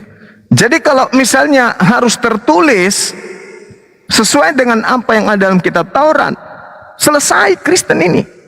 Karena tidak ada di dalam Taurat bahwa Tuhan itu menjadi manusia, Tuhan itu menjadi bayi, Tuhan itu memerintahkan membunuh orang yang benar. Tidak. Malah di dalam Taurat diterangkan di Keluaran 23 nomor 7, jangan kau membunuh orang yang tidak bersalah, jangan kau bunuh orang yang benar. Berarti Yesus tidak boleh dibunuh. Anda berbicara Amsal 6 nomor 16, 6 kekejian di dalam hati Tuhan, bahkan 7 perkara yang dibenci oleh Tuhan. Di antaranya menumpahkan darah orang yang tidak bersalah. Berarti pembunuhan terhadap Yesus itu adalah kekejian bagi Tuhan. Itu adalah hal yang dibenci oleh Tuhan. Berarti mengimani pembunuhan kepada Yesus, terhadap Yesus, adalah mengimani sesuatu yang dibenci oleh Tuhan. Bukan keselamatan. Dengan membunuh Yesus itu mendatangkan dosa besar, bukan keselamatan. Nah ini aneh gitu ya. Harus terjadi apa yang tertulis. Nah kalau harus terjadi berarti Yesus harus tidak disalib. Yesus harus jangan dibunuh, jangan dibalik-balik. Yesus bersama dengan Bapa. Ya betul. Oleh karena itulah dia mustahil adalah orang yang dibunuh di atas tiang salib, karena dia bersama dengan Bapa. Tetapi kalau dikatakan bersama dengan Bapa, dalilnya itu jelas. Bukan aku dan Bapa adalah satu. Karena aku dan Bapa adalah satu itu adalah artinya bahwa apa yang diterangkan oleh Bapa kepada Yesus, itu yang disampaikan Bapa kepada Yesus, itu yang Yesus sampaikan. Apa yang Bapa perintahkan untuk Yesus lakukan, itu yang Yesus lakukan. Yohanes 4 nomor 34, makananku adalah melakukan apa yang diperintahkan Bapa kepada aku. Yohanes 12:49, perkataanku adalah apa yang diperintahkan oleh Bapa kepada aku. Jadi aku dan Bapa adalah satu perintah, satu visi, satu misi. Coba Pak Pastor baca Yohanes 8. Apa yang dikatakan? Kalian menghakimi manusia. Aku Yesus tidak menghakimi manusia. Akan tetapi jika aku menghakimi, maka penghakimanku itu adil. Sebab aku tidak seorang diri. Nah, Yesus mengaku tidak seorang diri. Berarti lebih dari satu. Sebab Bapa bersama dengan aku. Bukankah di dalam kitab Tauratmu dikatakan bahwa 2 saksi itu sah? Akulah yang bersaksi tentang diriku, dan juga Bapa yang bersaksi tentang diriku. Berarti aku dan Bapa adalah 2. Makanya dikatakan Yesus bersama dengan Bapa, tidak bersama dengan setan. Nah yang jadi permasalahan sini Pak Pastor, kalau orang-orang Kristen ini kepenuhan dengan roh kebenaran, kenapa orang Kristen diusir oleh Yesus? Coba Bapak baca di dalam Matius 7 nomor 15 sampai nomor 23. Waspadalah kepada nabi palsu, buahnya dapat kau lihat. Memanggil aku Tuhan, bernubuat, bermujizat, mengusir setan pakai namaku. Enyahlah daripadaku, kalian semua adalah pembuat kejahatan. Kenapa orang Kristen yang sudah sampai level mengusir setan, bermujizat, begitu yakinnya dia akan ketuhanan Yesus, begitu yakinnya dia akan kebenaran Kristen, dia mampu mengusir setan, mampu bermujizat dengan menggunakan nama Yesus. Tapi apa pembalasan Yesus? Enyahlah daripadaku, kalian semua adalah pembuat kejahatan. Kalau orang Kristen ini dalam dirinya roh kebenaran, kenapa diusir? Itulah pertanyaan saya yang harus kemudian Pak Pastor terangkan kepada saya. Karena Al-Quran kami mengatakan ya'iduhum wa yumannihim wa ma ya'iduhum syaitan illa gurura. Orang Kristen itu berangan-angan, angan-angan kosong, dan kemudian orang Kristen itu hanya dijanjikan oleh tipuan-tipuan belaka oleh iblis.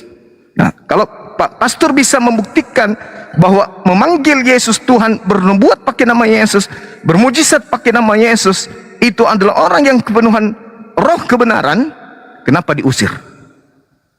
Dan dikatakan oleh Yesus, kalian adalah pembuat kejahatan. Silakan.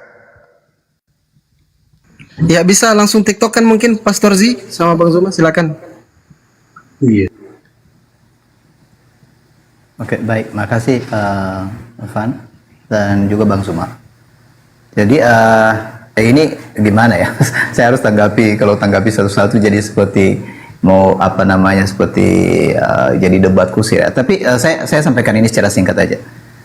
Sebenarnya di sana bukan orang Kristen yang diusir, melainkan orang yang tidak melakukan kehendak Bapakku. Mungkin itu garis bawahnya Bang Zuma ya. di Matius pasal 7 ayat 21. Jadi yang diusir itu Suaranya kecil. oh, suaranya kecil. Bagaimana ini bisa? Bagaimana host, kita bisa tiktokan aja langsung? Nggak bisa Bang Zuma, silakan langsung Iya. tiktokan aja. Mohon maaf Pak Pastor, ketika Pak Pastor mengatakan yang diusir itu adalah yang membuat kejahatan, itu kita setuju.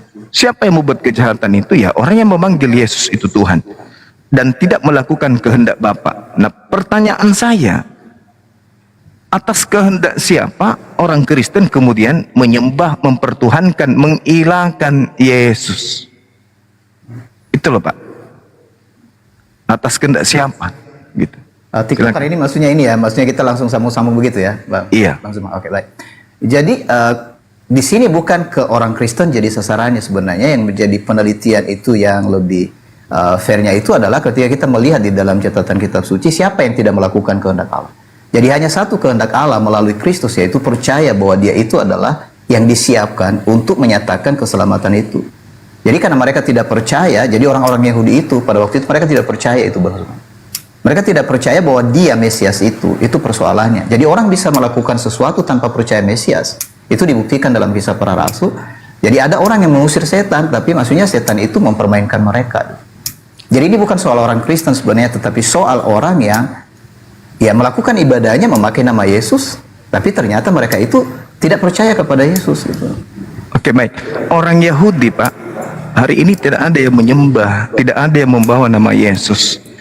Anda bisa lihat di kitab Talmud, orang Yahudi hari ini itu tidak pernah mengenal siapa itu Yesus. Dan Yesus di dalam Matius 7 itu mengatakan pada hari terakhir. Pada hari terakhir, berarti bukan sekarang, hari terakhir. Sedangkan hari ini saja tidak ada orang Yahudi yang memanggil Yesus Tuhan, bernubuat pakai nama Yesus, mengusir setan pakai nama Yesus. Tidak ada orang Yahudi, hanya ada satu orang, yaitu kelompok Kristen. Dan pada hari terakhir kata Yesus, aku akan berkata kepada mereka, kalian adalah pembuat kejahatan, aku tak mengenal kamu. Nah, di hari terakhir mana ada orang Yahudi memanggil Yesus Tuhan? Sedangkan hari sekarang nggak ada, apalagi nanti di akhir zaman. Jadi yang akan melakukan pengusiran, yang akan mengalami pengusiran adalah keturunan orang-orang Kristen hari ini, keturunan jemaah daripada Pak Pastor. Karena hanya keturunan Pak Pastor yang memanggil Yesus itu Tuhan, mengusir setan, bermujizat, bernubuat pakai nama Yesus. Orang Yahudi nggak ada, Pak Pastor. Jadi kita nggak boleh menuduh orang yang mana kita sendiri yang melakukan. Saya kira begitu. Oke, ya. Ya. Bang Zuma, untuk luruskan dulu, saya tidak ada jemaat ya. Jadi ini pengertian yang mungkin teman-teman juga bisa melihat bahwa ya kalau yang lain mungkin yang dalam tanda petik tadi pastor atau pendeta mereka mempunyai jemaat, tapi yang saya kenal dalam Alkitab adalah yang punya jemaat itu adalah Kristus. Jadi sebenarnya tidak boleh ada orang lain yang memiliki jemaat. Kita buat aja catatan itu, Bang Zuma. Nah, ini berkaitan dengan tadi orang Yahudi yang dimaksud di dalam apa namanya, di dalam Alkitab itu bukan maksudnya orang Yahudi keseluruhan. Tapi secara nation atau bangsa, memang mereka menolak Yesus. Sampai sekarang, Bang Zuma, itu saya setuju. Dan mereka tidak mempercayai Yesus itu adalah Mesias. Karena mereka punya pandangan Mesias itu yang datang, bukan sebagai yang merendahkan diri tadi, tapi Mesias yang mulia. Jadi lebih kepada pengharapan kepada kedatangan Mesias kedua kali, kalau dalam catatan Alkitab.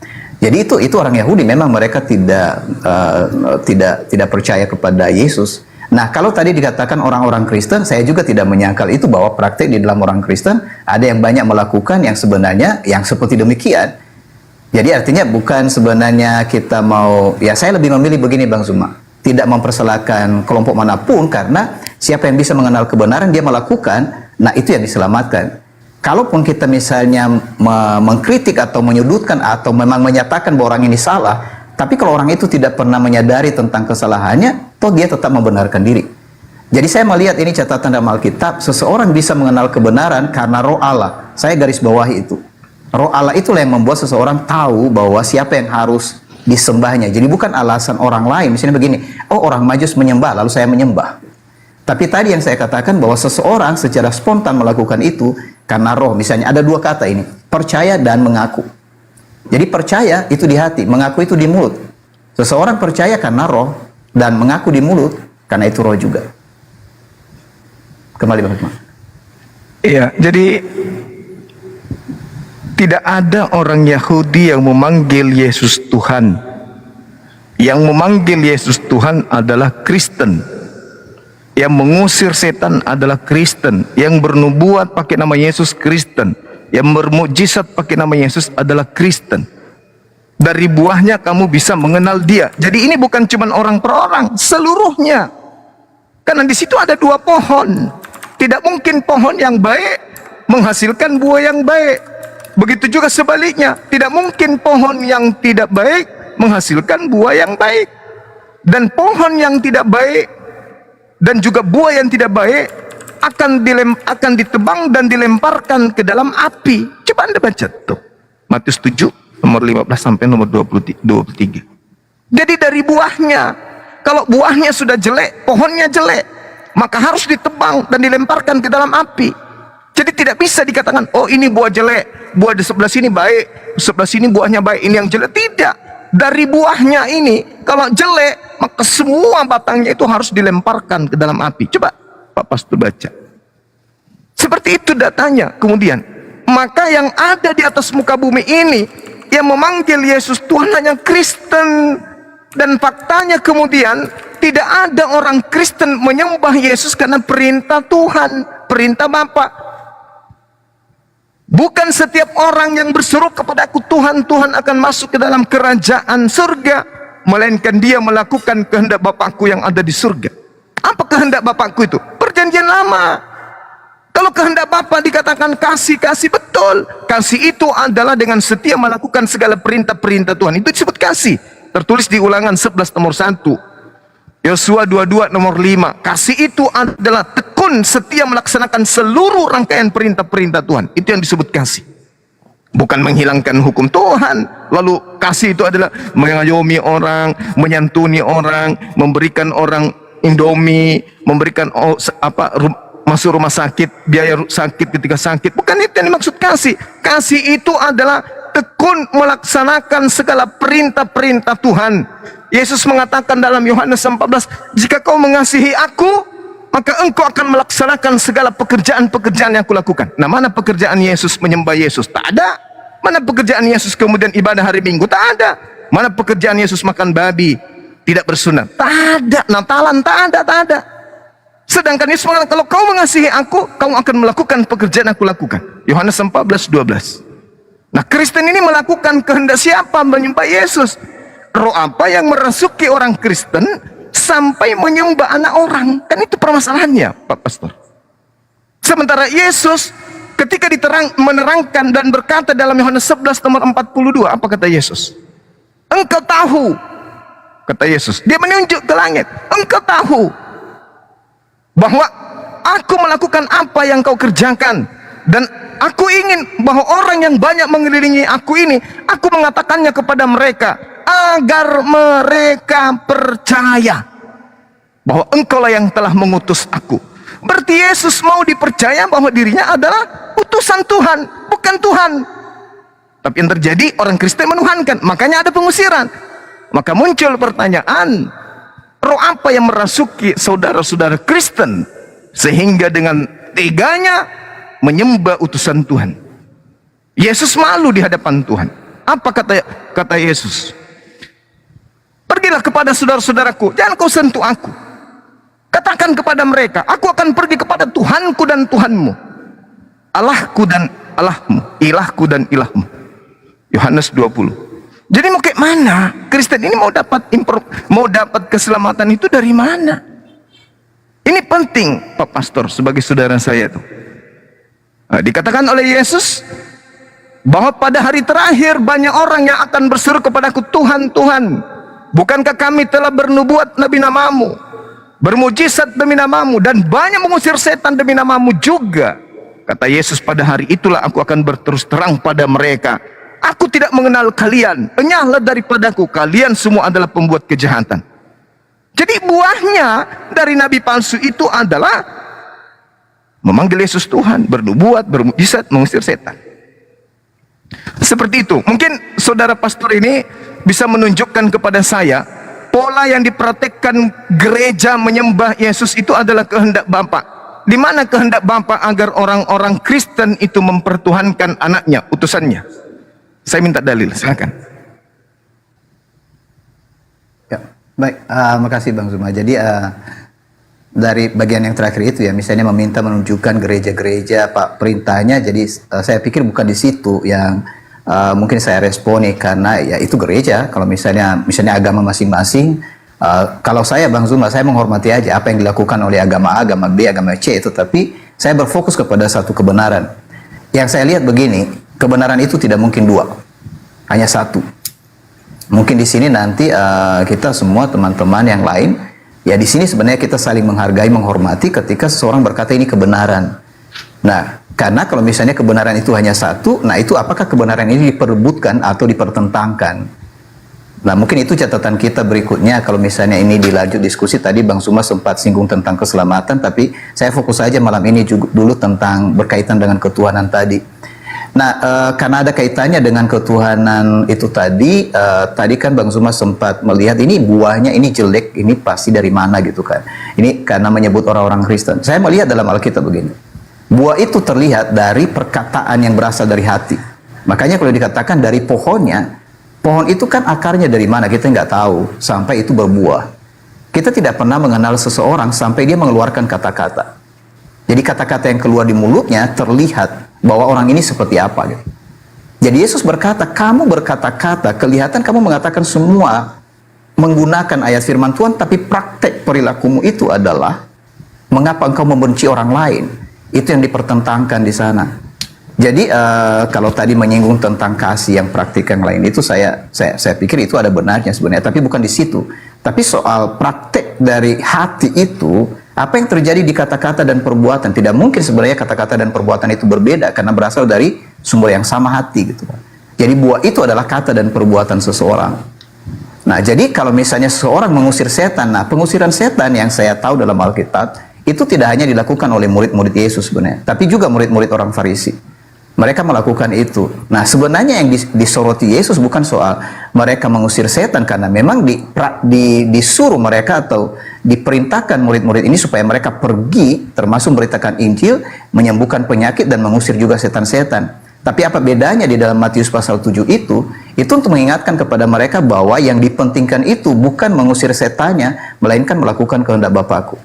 Ini sejajar juga dengan apa yang dikatakan Yesus sendiri kepada murid-murid. Jadi bukan kepada orang Farisi yang mengajarkan kepada mereka jangan bersuka cita karena kamu berhasil mengusir setan, melainkan karena namamu terdaftar dalam kerajaan sorga. Nah, di sana penekanan-penekanannya yang saya lihat Bang Zuma di Alkitab. Nah, jadi kalau misalnya pendekatan kepada Alkitab dimulai dengan penglihatan karena memang ya boleh dikatakan mengasihi Alkitab, mengasihi Kristus, berarti kan bukan karena berbeda karena punya pandangan yang lain. Saya melihat begitu. Meskipun di antara orang Kristen sendiri, saya harus berkata bahwa di antara orang Kristen sendiri ada yang sebenarnya berkata aku mengasihi Alkitab atau mengasihi Yesus, tapi mereka lebih mengasihi apa yang mereka percaya sendiri dalam dogma-dogma itu. Ya sama, misalnya Bang Zuma kan Bang Zuma punya kepercayaan sendiri, misalnya tadi berulang kali bahwa saya mempercayai Al-Quran, lalu melihat Alkitab dan melihat orang Kristen. Di sana mungkin persoalannya mengapa tidak bisa melihat ini secara utuh tentang apa yang terjadi dengan orang-orang Kristen dan apa yang terjadi dengan Alkitab, karena melihat dari luar. Kalau seandainya misalnya Bang Zuma dan teman-teman masuk di dalam kelompok itu, apa sebenarnya yang terjadi dengan mereka? Ada apa gitu? Nah, kita bisa melihat itu karena bersama dengan mereka. Yang saya lihat begini, Yesus itu meskipun dia dari sorga, dia ada di tengah-tengah orang Yahudi dan bersama-sama dengan mereka.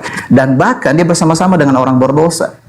Jadi kalau dia berkata bahwa orang-orang berdosa mendahului kamu dalam kerajaan sorga, jadi itu yang percaya kepadanya. Ternyata mereka yang tahu banyak tentang kitab-kitab suci itu, mereka tidak dapat bagian dalam kerajaan sorga karena terlalu banyak bicara, terlalu banyak penjelasan, tapi ternyata mereka tidak ikut Yesus. Termasuk ketika Yesus berkata, kalau mau ikut aku harus engkau melepaskan segala sesuatu. Jadi fokus kepada pengikut Yesus yang adalah Mesias itu adalah mereka yang berani melepaskan segala sesuatu. Jadi itu yang saya lihat tentang aplikasi dari siapa sebenarnya pengikut Kristus itu. Jadi bukan karena mereka mengusir setan. Jadi ukurannya bukan karena praktek-praktek seperti itu. Bukan karena kegiatan ibadah, tetapi karena mereka hidup sama seperti Kristus. Demikian Bang Zuma. Makasih. Ya. Jadi ada hal menarik, Pak Pastor. Kalau kita berbicara mengenai Yesus tadi kan Bapak mengatakan berfokus kepada kebenaran.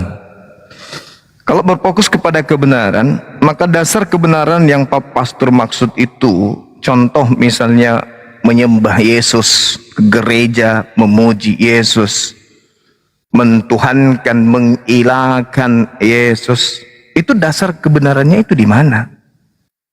Perintahnya itu di mana? Kan dikatakan dalam Matius 28 nih, nomor 20 katanya, ajarlah mereka melakukan segala apa yang kuperintahkan kepadamu. Nah, mana perintah Yesus agar ke gereja hari Minggu? Mana perintah Yesus agar dirinya disembah? Dua hal ini aja sudah menjadi bukti yang sangat akurat bahwa Kristen ini akan diusir oleh Yesus. Tapi dianggap sepele. Kenapa? Karena roh jahat bekerja di situ. Roh jahatnya tidak mau melepaskan kemudian pasukan-pasukannya, nggak rela pasukannya itu keluar dari barisan. Itu hal yang sederhana loh. Mana perintah Yesus? Kan Yesus mengatakan tidak setiap orang yang memanggil aku Tuhan. Kan yang memanggil Yesus Tuhan itu ada dua kelompok. Tuhan di sini Al-Kurios, Tuhan junjungan. Ya, tapi saya ikuti aja irama orang Kristen. Yang pertama adalah kelompok Bani Israel, orang-orang yang bersunat.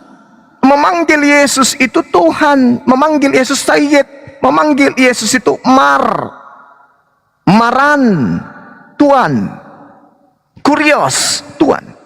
Itu kelompok orang Yahudi.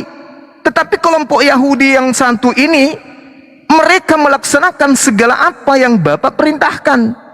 Makanya dalam Matius 23 diterangkan, orang-orang Yahudi, ahli Taurat dan orang Farisi telah menduduki kursi Musa. Kata Yesus, tetapi dengarkanlah semua perkataan mereka, namun jangan kamu mengikuti pekerjaan mereka. Sebab mereka mengatakan, tapi mereka tidak mempraktekkan. Mereka berbicara Taurat, tapi mereka tidak mempraktekkan. Jangan ikuti, kata Yesus. Nah, apa bedanya dengan Kristen hari ini? Cerita tentang Torah, cerita tentang Nabi Musa, cerita tentang Elohim, cerita tentang Bapa, tapi pada praktiknya apa yang mereka lakukan? Ya, malah disembah Yesusnya, ya kan? Malah mengimani ajaran Paulusnya. Yesus mengatakan Lukas 16 nomor 17, lebih mudah langit dan bumi ini lenyap daripada setiti hukum Taurat itu batang. Paulus mengatakan apa? Efesus 2 nomor 15, dengan matinya Yesus di atas tiang salib, maka dia telah membatalkan hukum Taurat beserta segala ketetapan dan perintah yang ada di dalamnya. Lah, Kristen justru mengikuti Paulus. Sementara Yesus sudah menerangkan, bukan setiap orang yang berseru. Jadi kelompok saat itu berseru Tuhan kepada Yesus dalam maksud Kurios. Tetapi mereka melakukan kehendak Bapa. Mereka sabat, mereka tidak makan babi, mereka sunat, mereka melakukan apa yang diperintahkan oleh Bapa dalam hukum Taurat. Kelompok yang kedua Kristen memanggil Yesus juga Tuhan, tapi ibadah mereka bukan kehendak Bapa. Agama mereka bukan melakukan kehendak Bapa. Contoh ibadah Minggu, mana ada perintah Bapa ibadah Minggu? Makan babi, mana ada perintah Bapa makan babi? Tidak bersunat, mana ada perintah Bapa jangan bersunat? Malah Paulus mengatakan di Galatia 5 nomor 2, apabila kamu menyunatkan dirimu, Yesus Kristus tidak berguna bagimu. Sementara Sang Tuhan Elohim mengatakan dalam Kejadian 17:14, barang siapa yang tidak bersunat, maka dia akan dilenyapkan dari sebangsanya karena dia telah membatalkan perjanjian kekalku. Jadi sangat bertentangan. Kehendak Bapa apa, yang dilakukan Kristen itu apa? Jadi ada dua kelompok. Kelompok ini Yahudi taat kepada Yesus, taat kepada Elohim, memanggil juga Yesus Tuhan dalam arti Kurios, tetapi melakukan kehendak Bapa. Kelompok yang kedua memanggil Yesus Tuhan dalam arti Theos, tetapi celakanya tidak melakukan kehendak Bapa, malah melanggar semua kehendak Bapa. Jadi Yesus mengatakan, waspadalah serigala yang nyamar domba. Ini domba, ini yang nyamar. Domba itu, Pak Pastor, mohon maaf nih, domba itu adalah Bani Yakub. Yeremia 50 nomor 17, Bani Yakub adalah domba. Di luar Bani Yakub bukan domba. Makanya pada saat di Matius 24 ada seorang wanita mengikuti Yesus teriak-teriak. Apa kata Yesus? Usirlah mereka, usirlah dia. Wanita itu mengatakan, bukan aku diutus. Apa dikatakan oleh Yesus di sana? Bahwa tidak patut makanan yang disediakan untuk anak-anak diberikan kepada guguk. Wanita itu mengatakan, benar Tuan. Tapi bukankah guguk makan sampah, remah-remah yang jatuh dari meja tuannya? Apa kata Yesus?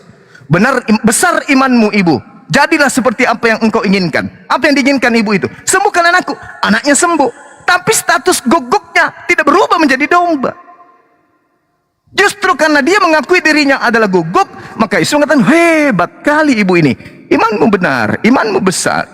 Jadi Yesus menganggap orang-orang yang bertemu dengan dia, tapi bukan Bani Israel, dianggapnya sebagai anjing. Jadi ada yang bukan Yahudi, ngaku-ngaku Yahudi. Inilah dia kelompok dari Roma Yunani menyebar sampai Belanda masuk ke Indonesia. Mohon maaf, pendeta itu danta. Saya kira begitu ya. Kesimpulan kita mungkin sudah bisa disimpulkan ini. Daripada kita panjang-panjang lagi, mungkin ada sesi berikutnya barangkali. Bentar dulu lah. Kasih sekali, 2 kali lagi lah. Oke. Silakan Pak Pastor.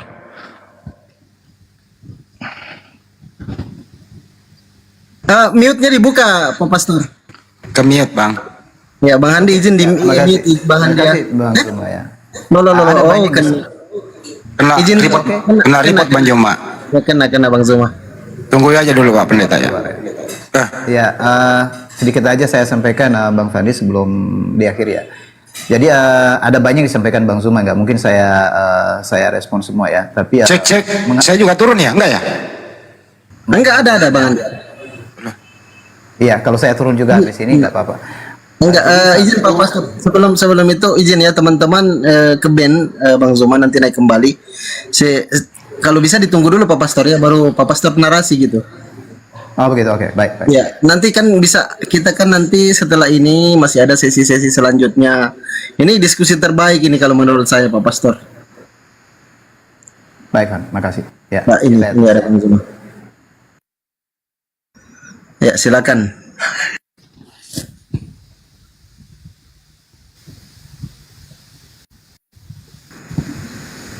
Silakan Pak Pastor, di open kameranya. Pak Pastor. Pak Pastor monitor. Belum dibuka mute-nya Pak Pastor itu. Kencang juga ya reportnya dari bawah ya. Baru bangkit akunku itu. Akun utama langsung teler lagi. Oke, ini Nggak apa-apa. sudah ya. Risiko perjuangan. Silakan Pak Pastor. Ya, jadi ini mungkin yang disoroti Bang Zuma tadi perihal ritual-ritual dari orang-orang ya. Jadi saya tidak menyoroti itu karena kalau misalnya nanti kita berbicara ritual, ada 3 bagian yang saya bisa beritahukan apa perbedaan sebenarnya yang diajarkan oleh Yesus tentang ibadah dalam roh dan kebenaran dengan ibadah yang dipraktikkan sebelumnya dalam Taurat. Jadi ada 3 ini, persoalan waktu, persoalan tempat, dan persoalan orang. Jadi mungkin lain kali kita bicara itu. Saya ke kata kebenaran aja tadi, Bang Zuma. Jadi berbicara soal kebenaran, tadi Bang Zuma itu pertanyaan di awal. Jadi sebenarnya letak kebenarannya di mana? Nah, di Alkitab itu jelas sekali yang menonjol itu adalah perkataan dari Yesus sendiri yang menyatakan akulah kebenaran. Ya, akulah kebenaran, akulah jalan dan hidup. Nah, soal kebenaran, kalau misalnya dilihat dalam seluruh kitab suci, mengapa timbul penekanan kebenaran itu berarti ada kesalahan. Kesalahan itu berbicara soal dosa, dan dalam Alkitab ada 3 kata yang berhubungan dengan kesalahan itu atau dosa itu, yaitu dosa, kesalahan, dan pelanggaran. 3 kata itu seringkali ditukar-tukar untuk menyatakan bagaimana manusia tidak dapat hidup menurut perintah dari perintah Allah. Jadi sekali lagi, dosa, kesalahan, dan pelanggaran itu yang menunjukkan bahwa manusia tidak dapat hidup menurut apa yang diperintahkan oleh Allah. Nah, jadi pertentangannya di sana bukan pertentangan praktek-praktek yang lain itu termasuk ibadah, itu sebagai hasil, akibat. Jadi kita mulai dengan yang paling dasar dari penyebab segala sesuatu ini sehingga orang-orang melakukan kesalahan. Jawabannya karena pertama itu karena tidak percaya kepada Allah. Misalnya begini, ketika ada diskusi kita berbicara soal, oke, mari berbicara soal data dan kita tidak berbicara soal iman. Sebenarnya dua-duanya kalau di dalam Alkitab menyatakan data dan iman. Data itu tentang apa informasi yang ada di dalam Alkitab. Jadi saya lihat sebenarnya tadi kan apa yang disampaikan Bang Suma ada datanya dalam Alkitab, cuma pengertiannya yang berbeda gitu kan. Jadi misalnya mengutip ayat ini dan ayat itu, nah berbeda ketika misalnya saya mengutip ayat ini dan ayat itu, mengapa berbeda pengertian? Misalnya Bang Suma berkata ini harus diluruskan. Itu dari pengertian misalnya Bang Suma dan juga pengertian yang lain. Nah, yang saya maksud di sini bagaimana kita masing-masing bisa mendapat pengertian yang disediakan oleh Allah melalui rohnya. Jawaban itu salah satunya adalah ketika seseorang bisa mendapatkan maksud dari pesan terakhir itu, yaitu Injil Kerajaan Allah. Jadi mengapa Injil itu ada? Kabar baik itu sebenarnya apa? Kabar baik itu berbicara tentang kebenaran bahwa dosa kita bisa dihapuskan. Jadi kalau dosa tidak bisa dihapus, orang tidak bisa dibenarkan. Itu kaitannya dalam Alkitab. Jadi seseorang bisa dibenarkan karena dosanya dihapus. Nah, itu aja dulu untuk mungkin karena waktu kita udah sampai di sini, jadi makasih banyak Bang Suma karena ini komunikasi ini udah oke, salut baru ketemu Bang Suma tapi ada banyak hal yang sudah disampaikan. Jadi Kasih waktu saya 5 menit lah Pak, sama pastor 5 menit, sama saya boleh dong. Sesudah Bang Juma 5 menit doang sama gua. Saya ikuti host aja gitu. Boleh ya host, sesudah Bang Juma aku 5 menit ya. Iya, kalau Pak Pastor Zing nggak keberatan silakan. Oke, silakan Bang Juma lanjut. Iya, yang Pak Pendeta kutip itu Yohanes 14 nomor 6, akulah jalan, akulah kebenaran, akulah hidup. Tapi tidak sampai situ. Tidak ada yang sampai kepada Bapa kalau tidak melalui aku. Ini harus menjadi catatan penting. Kalau Pak Pastor mengatakan ayat dalilnya sama, Bang Suma bacakan, Bang Suma kasih pengertian, Pak Pastor juga kasih pengertian ini berbeda. Akulah jalan. Jalan di sini metode.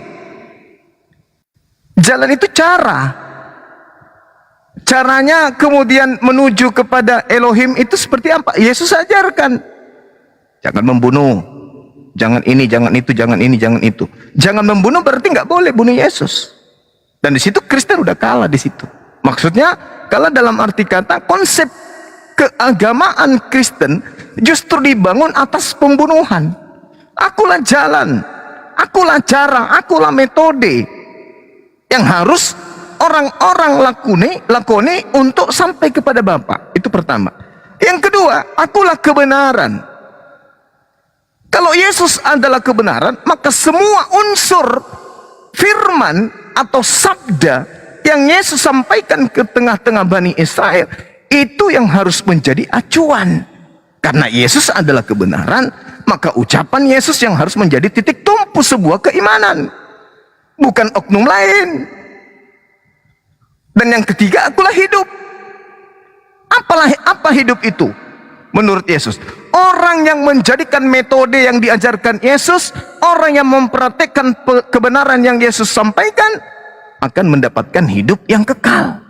Makanya Yesus mengatakan Yohanes 12 nomor 49 tadi, aku tidak berkata-kata dari diriku sendiri. Apa yang aku katakan, apa yang aku sampaikan adalah apa yang diperintahkan untuk aku katakan, aku sampaikan.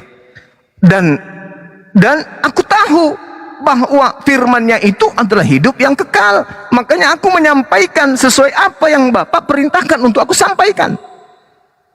Aku melakukan segala perintah yang disampaikan kepadaku.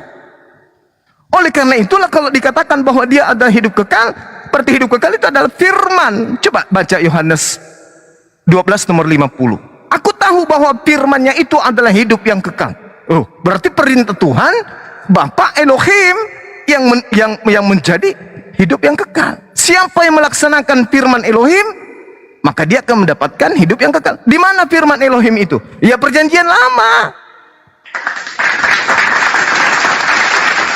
Berarti harus melakukan firman Elohim. Berarti harus melakukan hukum Taurat. Karena firman Elohim itu hanya ada di perjanjian lama.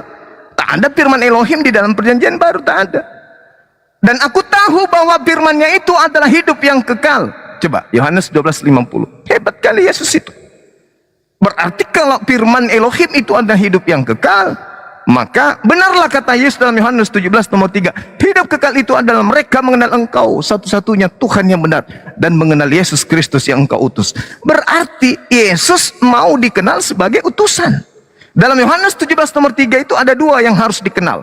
Yang pertama Elohim yang satu-satunya Tuhan yang benar, yang kedua adalah Yesus yang adalah utusan Elohim. Baru bisa mendapatkan hidup yang kekal, baru bisa sampai kepada Bapa kalau orang mendudukkan Yesus sebagai rasul. Terakhir, apa pembuktian dari narasi saya? Kalau Bapak mengatakan tafsiran saya berbeda, penjelasan saya berbeda, silakan.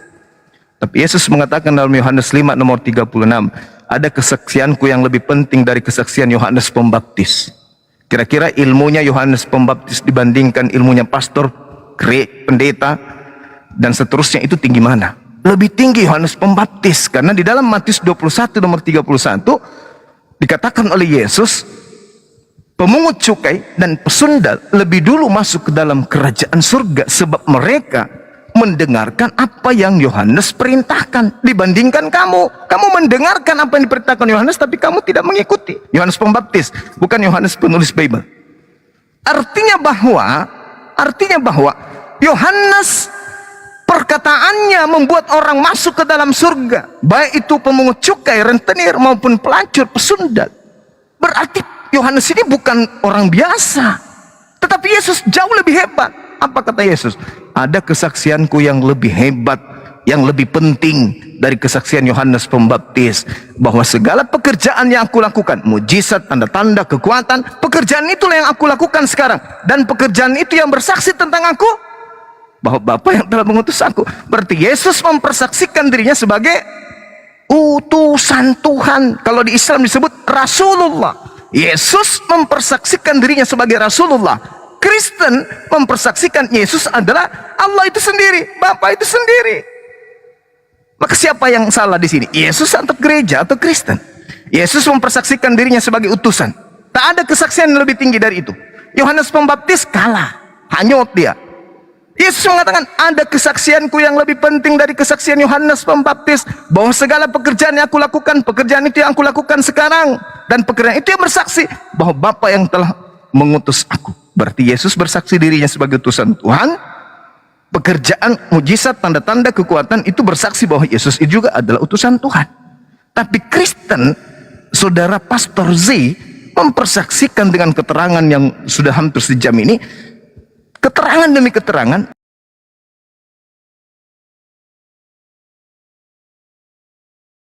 cakupan dari kesaksian iman bahwa Yesus itu adalah Tuhan itu sendiri. Berarti kesaksian Yesus bertentangan dengan kesaksian orang-orang Kristen. Demikian dari saya. Baik, jadi Bang Zuma, terima kasih dan teman-teman semua yang bisa mengikuti ini.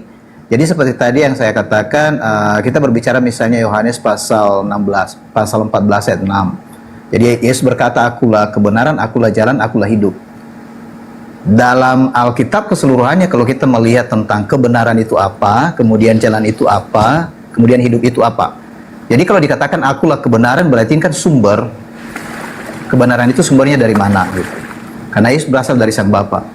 Akulah jalan, berarti ini penyataan bahwa Bapa itu melakukan penyelamatan untuk memberi hidup kepada manusia melalui cara Yesus Kristus harus mati karena dosa manusia, dikubur dan hidup kembali. Ini sederhananya Bang Zuma dan teman-teman. Dan yang ketiga, setiap orang yang percaya melalui jalan itu akan beroleh hidup. Itu berarti mendapatkan roh Allah kembali. Jadi untuk mendapatkan roh yang hilang akibat manusia berdosa, maka semuanya terjawab di dalam Yesus. Dengan demikian, apa masalah utama dari manusia? Jawabannya semua adalah Yesus Kristus. Nah, itu penjelasan saya sederhana. Makasih, kembali. Oke, gimana Bang Handi? Bang ini masih bisa saya tanggapi? Lanjut dulu Bang Zuma, lanjut. Ya, inilah pengertian yang kita lihat dari aspek Bang Zuma dan aspek Pak Pastor itu. Kira-kira yang mana pendekatan penjelasan itu sesuai dengan apa yang Yesus ajarkan? Akulah jalan. Lari-larinya Pak Pastor bahwa Yesus itu adalah Tuhan. Tidak mungkin.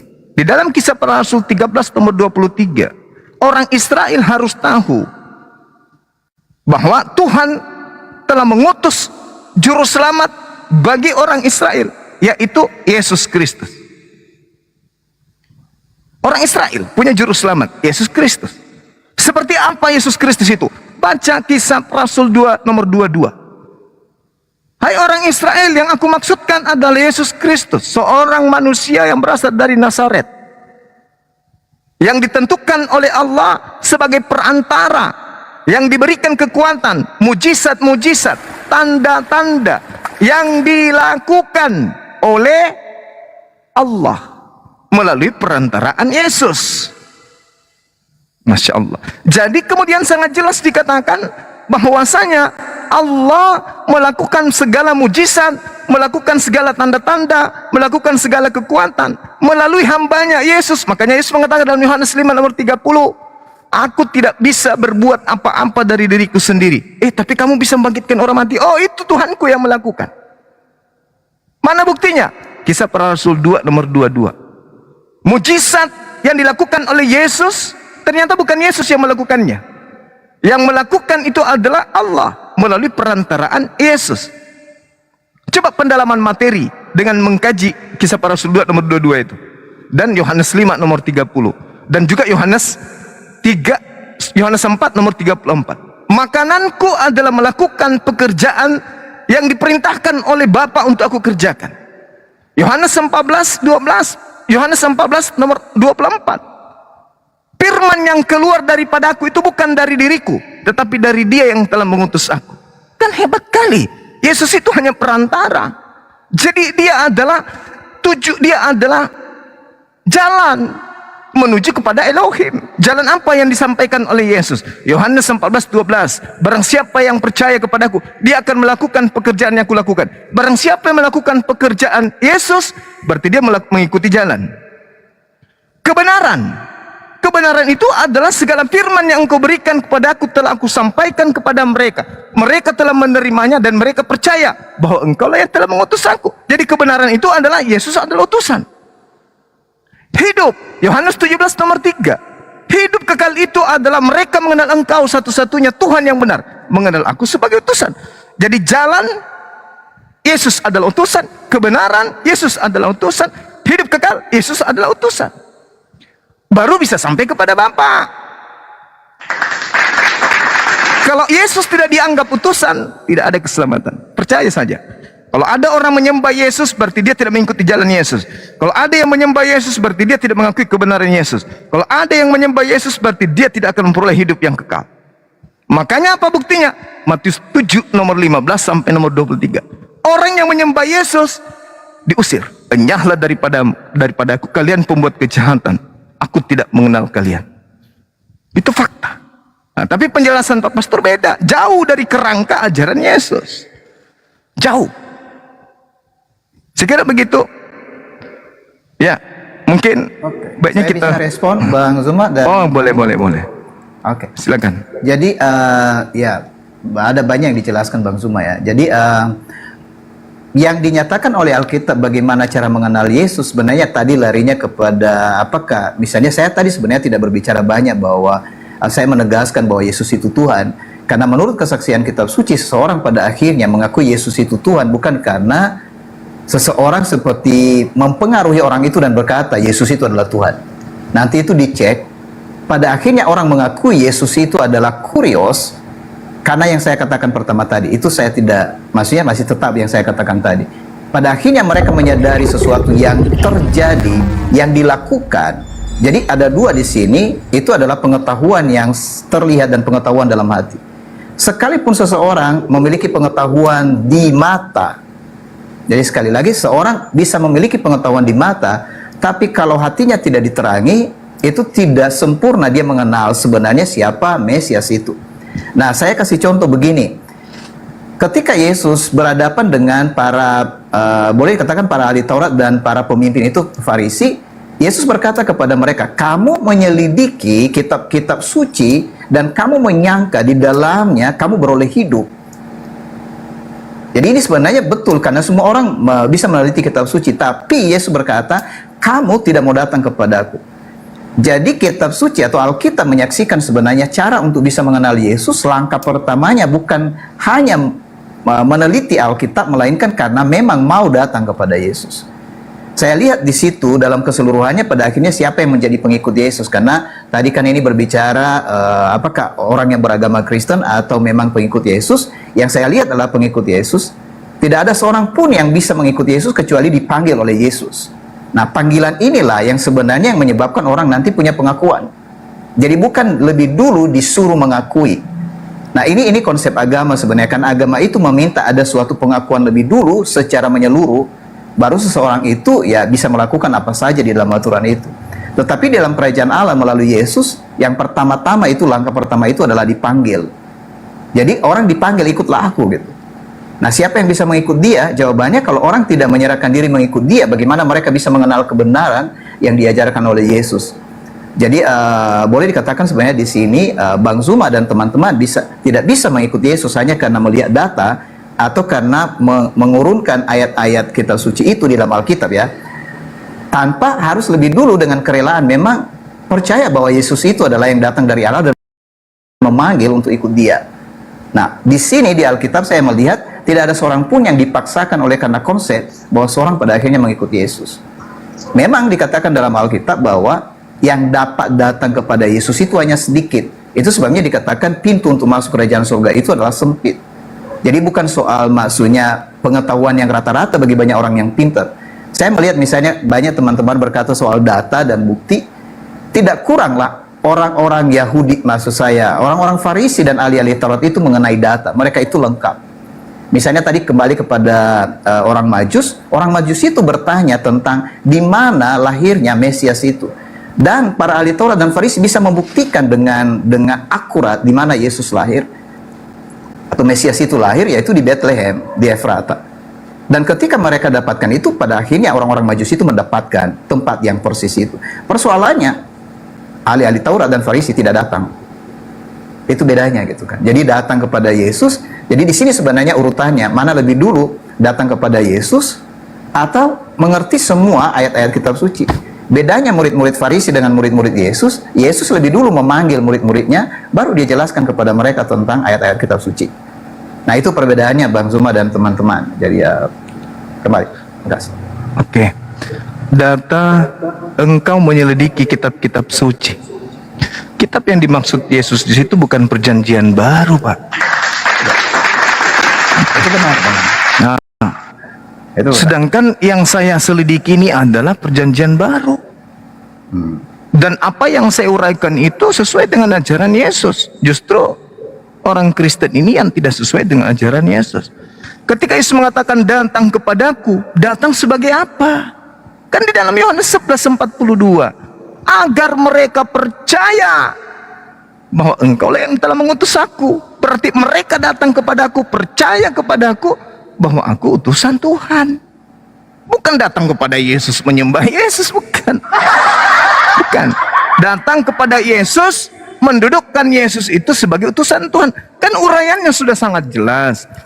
Hidup kekal itu adalah mereka mengenal engkau satu-satunya. Kalau satu-satunya, dikenal dia, Elohim itu satu-satunya Tuhan. Jangan yang lain, bukan Yesus. Karena pada saat Yesus mengatakan engkau satu-satunya, pada saat yang sama, Yesus mau agar dikenal sebagai utusan. Itu konsep yang sudah sangat jelas. Itulah jalan, itulah kebenaran, itulah hidup. Mendudukkan Yesus sebagai utusan. Di luar daripada itu sesat. Makanya bukan setiap orang yang menyeru aku kepadaku, mar, kurios, akan masuk ke dalam kerajaan langit. Melainkan dia yang melakukan kehendak Bapa. Mana kehendak Bapa agar orang datang kepada Yesus, menyembah Yesus? Mana? Ada. Dari tadi pendeta nggak bisa menunjukkan itu. Hanya menunjukkan Yohanes 3 nomor 16. Apa tadi? Yohanes 16 nomor 6. Tak ada kemudian kehendak Bapa agar orang itu menggantikan dirinya dengan menyembah anaknya, utusan yang enggak. Yesus itu disebut anak, Amsal 3 nomor 11 nomor 12. Kenapa dia disebut anak? Karena Yesus ini taat, Yesus ini soleh, Yesus ini muslim, berserah diri kepada segala perintah yang Tuhan berikan kepadanya. Makananku adalah melakukan apa yang diperintahkan oleh Bapa untuk aku lakukan. Perkataanku adalah berkata sesuai dengan apa yang diperintahkan oleh Bapa untuk aku katakan. Berarti dia adalah orang yang berserah diri. Dia orang soleh. Makanya dia disebut anak. Hamba yang dekat. Kekasih Allah. Bukan Allah itu sendiri. Kenapa dikatakan dia sebagai anak? Karena dia hamba. Mana buktinya? Coba Anda baca dalam Kisah Para Rasul 4. Nomor 27 sampai nomor 30. Yesus disebut apa di sana? Disebut hamba yang suci. Ini Abdullah, aku ini adalah hamba Allah. Tapi kalau sekelompok Kristen kemudian hamba Allah dikatakan Allah, hamba Allah disembah. Gitu loh Pak. Kesimpulan sederhananya, hidup kekal itu yang kita cari. Hidup kekal itu Yesus torehkan, Yohanes 17 nomor 3. Adalah mereka mengenal Engkau Elohim Bapa, satu-satunya Tuhan.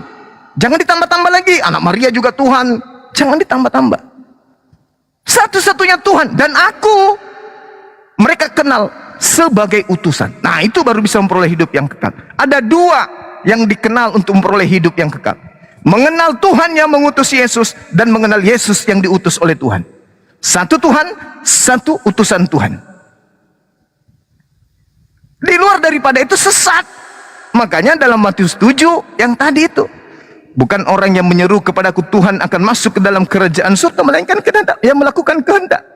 Nah, sekarang ada nggak kehendak Bapak agar orang Kristen menyembah Yesus? Mana kehendak Bapak? Sembahlah Yesus. Ada? Nggak ada. Malah Yesus mengatakan kepada iblis pun, dan hanya kepada Bapa saja engkau harus mengabdi, bukan kepada aku, kepada Bapa. Nah, Yesus pengakuan imannya Yohanes 4 nomor 22. Aku menyembah apa yang aku kenal. Kalian menyembah apa yang kalian tidak kenal. Kurang apa lagi? Makanya Yesus mengatakan, "Ma qultu lahum illa ma amartani bi ani abudullah rabbi wa rabbakum." Sembahlah Allah, Tuhanku dan Tuhanmu. Yohanes 4 nomor 22. Jadi Kristen ini membuat karikatur sendiri lalu menyembah kepada anak orang. Anak orang sudah mengatakan, enyahlah daripadaku, kalian semua pembuat kejahatan. Tidak ngeh, tidak sadar. Makanya muncul pertanyaan, Pak Pastor, roh apa yang merasuki kalian sampai senaif itu menyembah anak orang? Sedangkan anak orang ini memerintahkan menyembah kepada dia satu-satunya Tuhan yang benar. Itu loh, sesederhana itu loh Pak. Ya, tapi ada yang disebut keras kepala. Silakan Pak Pastor, saya hormat sama Anda, silakan. Ya, baik, makasih Bang Lukman. Jadi saya sebenarnya tidak tertarik dengan misalnya perbedaan kelompok, mengapa mereka lakukan ini dan lakukan itu, karena ya Bang Zuma banyak menjelaskan banyak komentar tentang itu, dan mengapa saya lebih memilih diam di situ karena saya berpikir di fokus dari apa yang hendak kita dapatkan di sini tadi tentang, karena kalau topiknya tadi adalah apakah Yesus itu hamba Tuhan. Jadi jawaban saya di sini, disinilah letak kedua dari pernyataan Alkitab tentang Mesias itu, di mana Yesus itu memang dia hamba, karena seperti di dalam Yohanes pasal 13 ayat 13 dikatakan bahwa jika aku adalah Tuhan dan Guru dan perkataanmu itu benar, dan aku adalah yang maksudnya Tuhan, yang kurios itu, yang tertinggi, ada di tengah-tengah kamu, berlaku sebagai seorang hamba gitu. Jadi praktek menjadi seorang hamba itu sebenarnya perwujudan dari pernyataan Mesias yang dijanjikan, yang tidak bisa dilihat oleh banyak peneliti kitab suci, bahwa memang dua-dua itu harus terjadi dalam diri Mesias itu. Yang pertama, dia harus menjadi manusia, dan yang kedua, dia datang nanti di dalam kemuliaan yang besar. Kebanyakan orang lebih setuju menerima bahwa jika dia datang dalam kemuliaan yang besar, jadi mereka tidak suka menerima dia dalam dalam kehilangan yang tidak ada mulia tadi, seperti mengosongkan diri dan seterusnya. Jadi itu wajar saja, karena memang ada ekspektasi dari setiap orang tentang ya misalnya tentang Yesus Kristus, atau tentang Mesias, atau tentang pahlawan. Jadi boleh dikatakan juga murid-murid di awal sebenarnya mereka belum tahu kebenaran dengan jelas sampai mereka di dalam mengikut Yesus selama 3 tahun setengah itu, diajar terus, disampaikan terus kebenaran, bahkan sampai Yesus bangkit dari antara orang mati pun mereka tidak mengerti dan tidak menangkap sebenarnya pesan Yesus itu seperti apa. Jadi kalau misalnya kita sekarang pun sehebat apapun di antara kita, apalagi kita tidak langsung bersama-sama dengan Yesus, kecuali oleh pertolongan Roh, maka kita bisa mengerti kebenaran itu. Nah, di sana letaknya, makanya saya tidak bisa memisahkan antara memang ada data, tetapi data itu harus disingkapkan oleh Roh. Dan soal kebenaran tadi harus jujur bahwa tidak mungkin orang langsung mengenal kebenaran di awal sebelum dia mengikuti Yesus. Jadi seorang harus menjadi pengikut Yesus dulu, baru bisa mengenal kebenaran, dan pembahasan itu menjadi lebih clear di antara mereka. Karena memang kebenaran itu terbuka, bukan karena mereka menjadi anggota ya dalam tanda kutip seperti keagamaan, tapi memang dipanggil dalam tugas khusus itu. Jadi itu kembali kepada topik. Mudah-mudahan itu menolong teman-teman. Jadi makasih penjelasan Bang Juma dengan pandangan-pandangan yang disampaikan. Yang saya lihat di sana bahwa memang kedua hal ini, apakah Yesus itu memang hamba dan memang dia adalah Tuhan. Jadi kalau misalnya dia hamba Tuhan, maksudnya hamba Sang Bapa itu, memang dia menaklukkan diri dalam seluruh hukum dari Sang Bapa. Makanya memang betul tadi yang dilakukan, aku datang untuk melakukan dan menyelesaikan, bukan hanya melakukan sebenarnya. Jadi dia datang melakukan dan menyelesaikan. Dan itu clear dalam perjalanan dan pekerjaan yang dilakukan oleh Yesus itu sendiri. Sekian dari saya. Ya, silakan Bang Zuma kalau mau sekaligus closing statement. Ya, sedikit lagi ya, terkait dengan ungkapan-ungkapan yang Pak Pastor sampaikan harus menjadi apa dulu baru bisa tahu. Saya rasa itu akal-akalan aja. Terkait dengan kedatangan Yesus yang kedua, Pak, Yesus sendiri yang mengatakan, Yohanes 12:48, barang siapa yang menolak aku, nah tuh, sudah ada tanda-tandanya, Pak. Barang siapa yang menolak aku, dia tidak menerima firman yang pernah aku sampaikan kepada mereka. Jelas itu. Barang siapa yang menolak aku, dia tidak menerima perkataanku, dan firman yang telah aku katakan itu, itulah yang akan menjadi hakimnya di akhir zaman. Bahaya itu, bahaya. Coba, barang siapa yang menolak aku, dia tidak menerima firmanku, dan firman yang aku sampaikan itu kepadamu, itulah yang kelak akan menjadi hakimnya di akhir zaman. Nah sekarang mana firman Yesus, sembahlah aku, ibadahlah hari Minggu, janganlah bersunat, janganlah bersunat, makanlah babi. Mana firman itu? Barang siapa yang menolak aku, dia tidak menerima firmanku, dan firman yang aku katakan itu kepada mereka, firman itu kelak akan menjadi hakim di akhir zaman. Lalu mau diartikan apa lagi? Kecuali dengan akal-akalan. Oh tidak begitu Bang Suma. Lalu apa? Menolak itu artinya tidak menerima firman. Firman Yesus, dia mau dipercaya sebagai utusan Tuhan. Yohanes 11 nomor 42. Aku tahu bahwa semua orang yang mengelilingi aku di sini, aku telah mengatakannya kepada mereka, agar supaya mereka percaya bahwa engkaulah yang telah mengutus aku. Aku mengatakannya agar mereka percaya bahwa aku adalah utusanmu. Siapa yang bisa membantah itu? Kesaksian Yesus, umat Islam lebih percaya daripada kesaksian Bapak Pastor, mohon maaf. Kesaksian Yesus, umat Islam lebih percaya daripada kesaksian-kesaksian orang-orang Kristen. Kesaksian orang Kristen tak ada dasarnya, tak ada pijakan datanya, tidak ada pijakan perkataan Yesus. Contoh Pak nih, kita ke gereja ngintip orang Kristen, apa yang mereka lakukan? Mempertuhankan anak Maria, menyembah anak Maria. Sekarang mana kesaksian Yesus tentang itu? Ada, ada.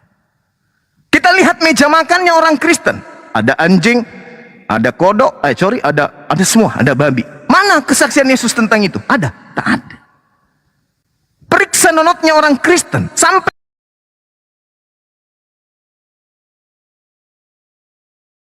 itu ada? Tak ada. Jadi harapan kosong, angan-angan kosong yang Bapak katakan harus masuk dulu menjadi Kristen baru percaya. Oh, itu jebakan Batman. Batman-nya pun tidak lulus jadi Batman. Tidak bisa. Karena pola yang akan menjadi penghakiman Yesus nanti adalah segala firman yang telah ia sampaikan. Nah, cakupannya di mana, Pak?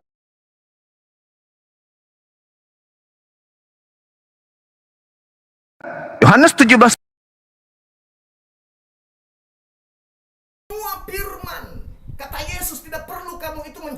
satu ayat. Aku dan Bapa adalah satu. Kau menyebut aku guru dan Tuhan. Nggak perlu kayak gitu. Semuanya, kata Yesus, semua telah aku sampaikan kepada Bani Israel.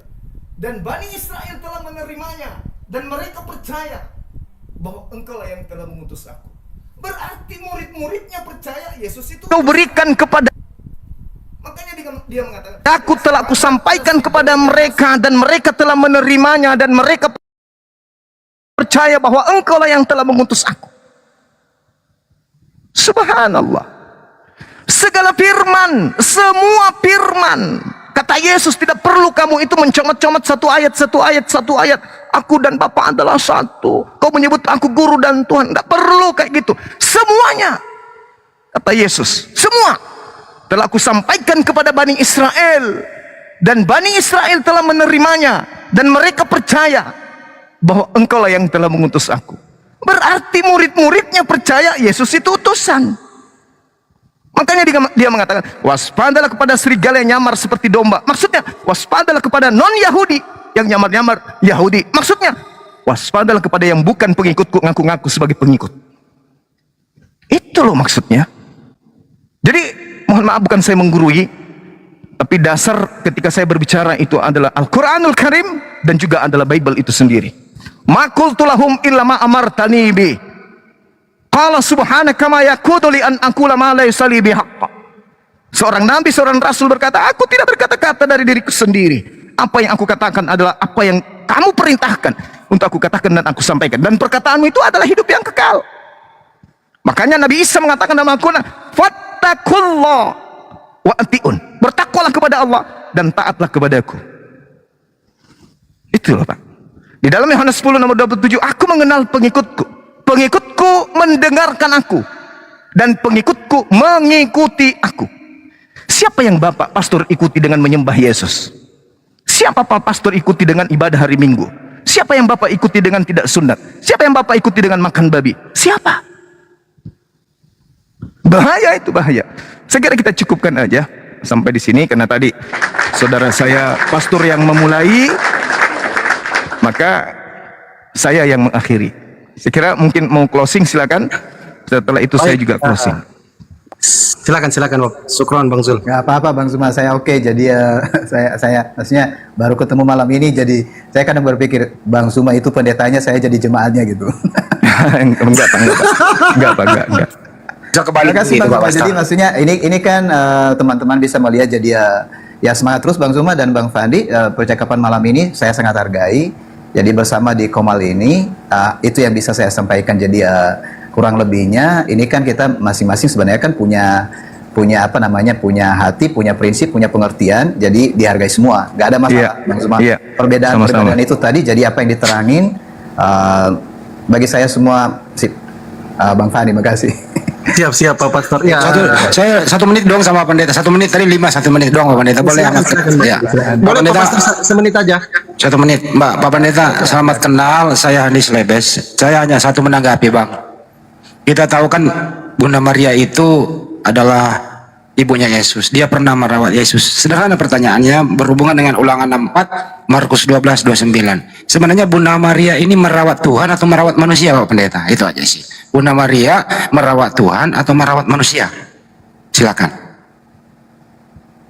Saya jawab ya. Jadi maksudnya sebenarnya yang saya lihat itu bukan soal Maria merawat, tapi dipercayakan kepadanya karena dia itu adalah seorang yang memenuhi maksud dari apa yang sudah dinyatakan oleh nubuatan sebelumnya, bahwa seorang perempuan, dan diteruskan dari kejadian itu bahwa seorang perempuan muda akan mengandung. Jadi sebenarnya hanya sejauh itu di sana. Jadi pembahasan lebih jauh bagaimana Yesus dibesarkan di tengah-tengah keluarga Yusuf dan Maria itu seperti berjalan. Makanya orang-orang pada waktu itu tidak mengenal apakah Yesus itu memang dari surga atau tidak, karena mereka melihat cara Yesus hidup itu di antara semua orang-orang atau anak-anak pada waktu itu sama seperti pada umumnya. Jadi kalau misalnya Bapak tanya, ini yang dirawat ini siapa, Tuhan atau manusia? Ya manusianya Yesus. Mungkin itu kalau saya mau respon. Kalau Tuhannya Bunda Maria, Pak Pastor, satu lagi. Tuhannya Bunda Maria siapa Pak Pastor? Dalam seperti tadi ya, yang dibaca oleh murid-murid Maria dan Alkitab ya, maksudnya kitab suci yang mereka baca itu semua tentang perjanjian lama. Jadi sudah jelas yang mereka kenal itu adalah Allah yang esa itu. Bahkan Oke. pada waktu itu kan Yesus belum dikenal bahwa dia itu memang Mesias itu. Hanya sedikit. Meskipun itu diberitahukan kepada Maria, dia harus tunggu sampai selesai itu Yesus pada akhirnya mati dan bangkit kembali. Baru mereka bisa mengenal oh siapa dia itu yang dilahirkan oleh Maria itu dan seterusnya. Oke, makasih Pak Pastor. Artinya Tuhannya Bunda Maria beda dengan Tuhannya Pak Pastor dengan jemaatnya ya. Tidak bisa digeneralisir itu Bang, karena maksudnya lagian kita baru kenal, mungkin digeneralisir ini saya seorang pastor atau saya seorang pendeta misalnya, maka semua pendeta sama atau pastor sama. Jadi saya lebih suka begini, dari percakapan ini kita bisa mengenal detail teman-teman. Bang Andi, Oke, Bang. Makasih, saya kembalikan. Oh ini Waktu saya habis. Bang Andi atau Bang Andi menjadi saya. Ya, lanjut. Terima kasih. Ya, makasih Bang Andi. Pastor Z, terima kasih banyak. Wah, luar biasa Pak Pastor. Saya beli applause dulu sama Pak Pastor ya. Terima kasih Pak Pastor. Jadi untuk berikutnya kita bisa adakan sesi kedua sama Pak Pastor Z nanti. Tentukan aja kapan lagi waktunya Pak Pastor siap. Untuk tema kedua Pak Pastor ya, konsep keselamatan. Gimana Pak Pastor? Oke, saya nunggu kabar dari Siap. Bang Andi aja. Ya, makasih banyak. Mungkin kita akhiri saja. Mungkin Pak Pastor mau rehat. Bang Zuma kayaknya mau lanjut ini. Kasih dia closing statement dong Pak Pastor. Silakan Pak Pastor, silakan. Oke, closing statement. Jadi pertama makasih untuk Bang Fandi, Bang Zuma dan juga Bang Andi yang sama-sama di Komal dan semua teman-teman di bawah. Salam kenal semua.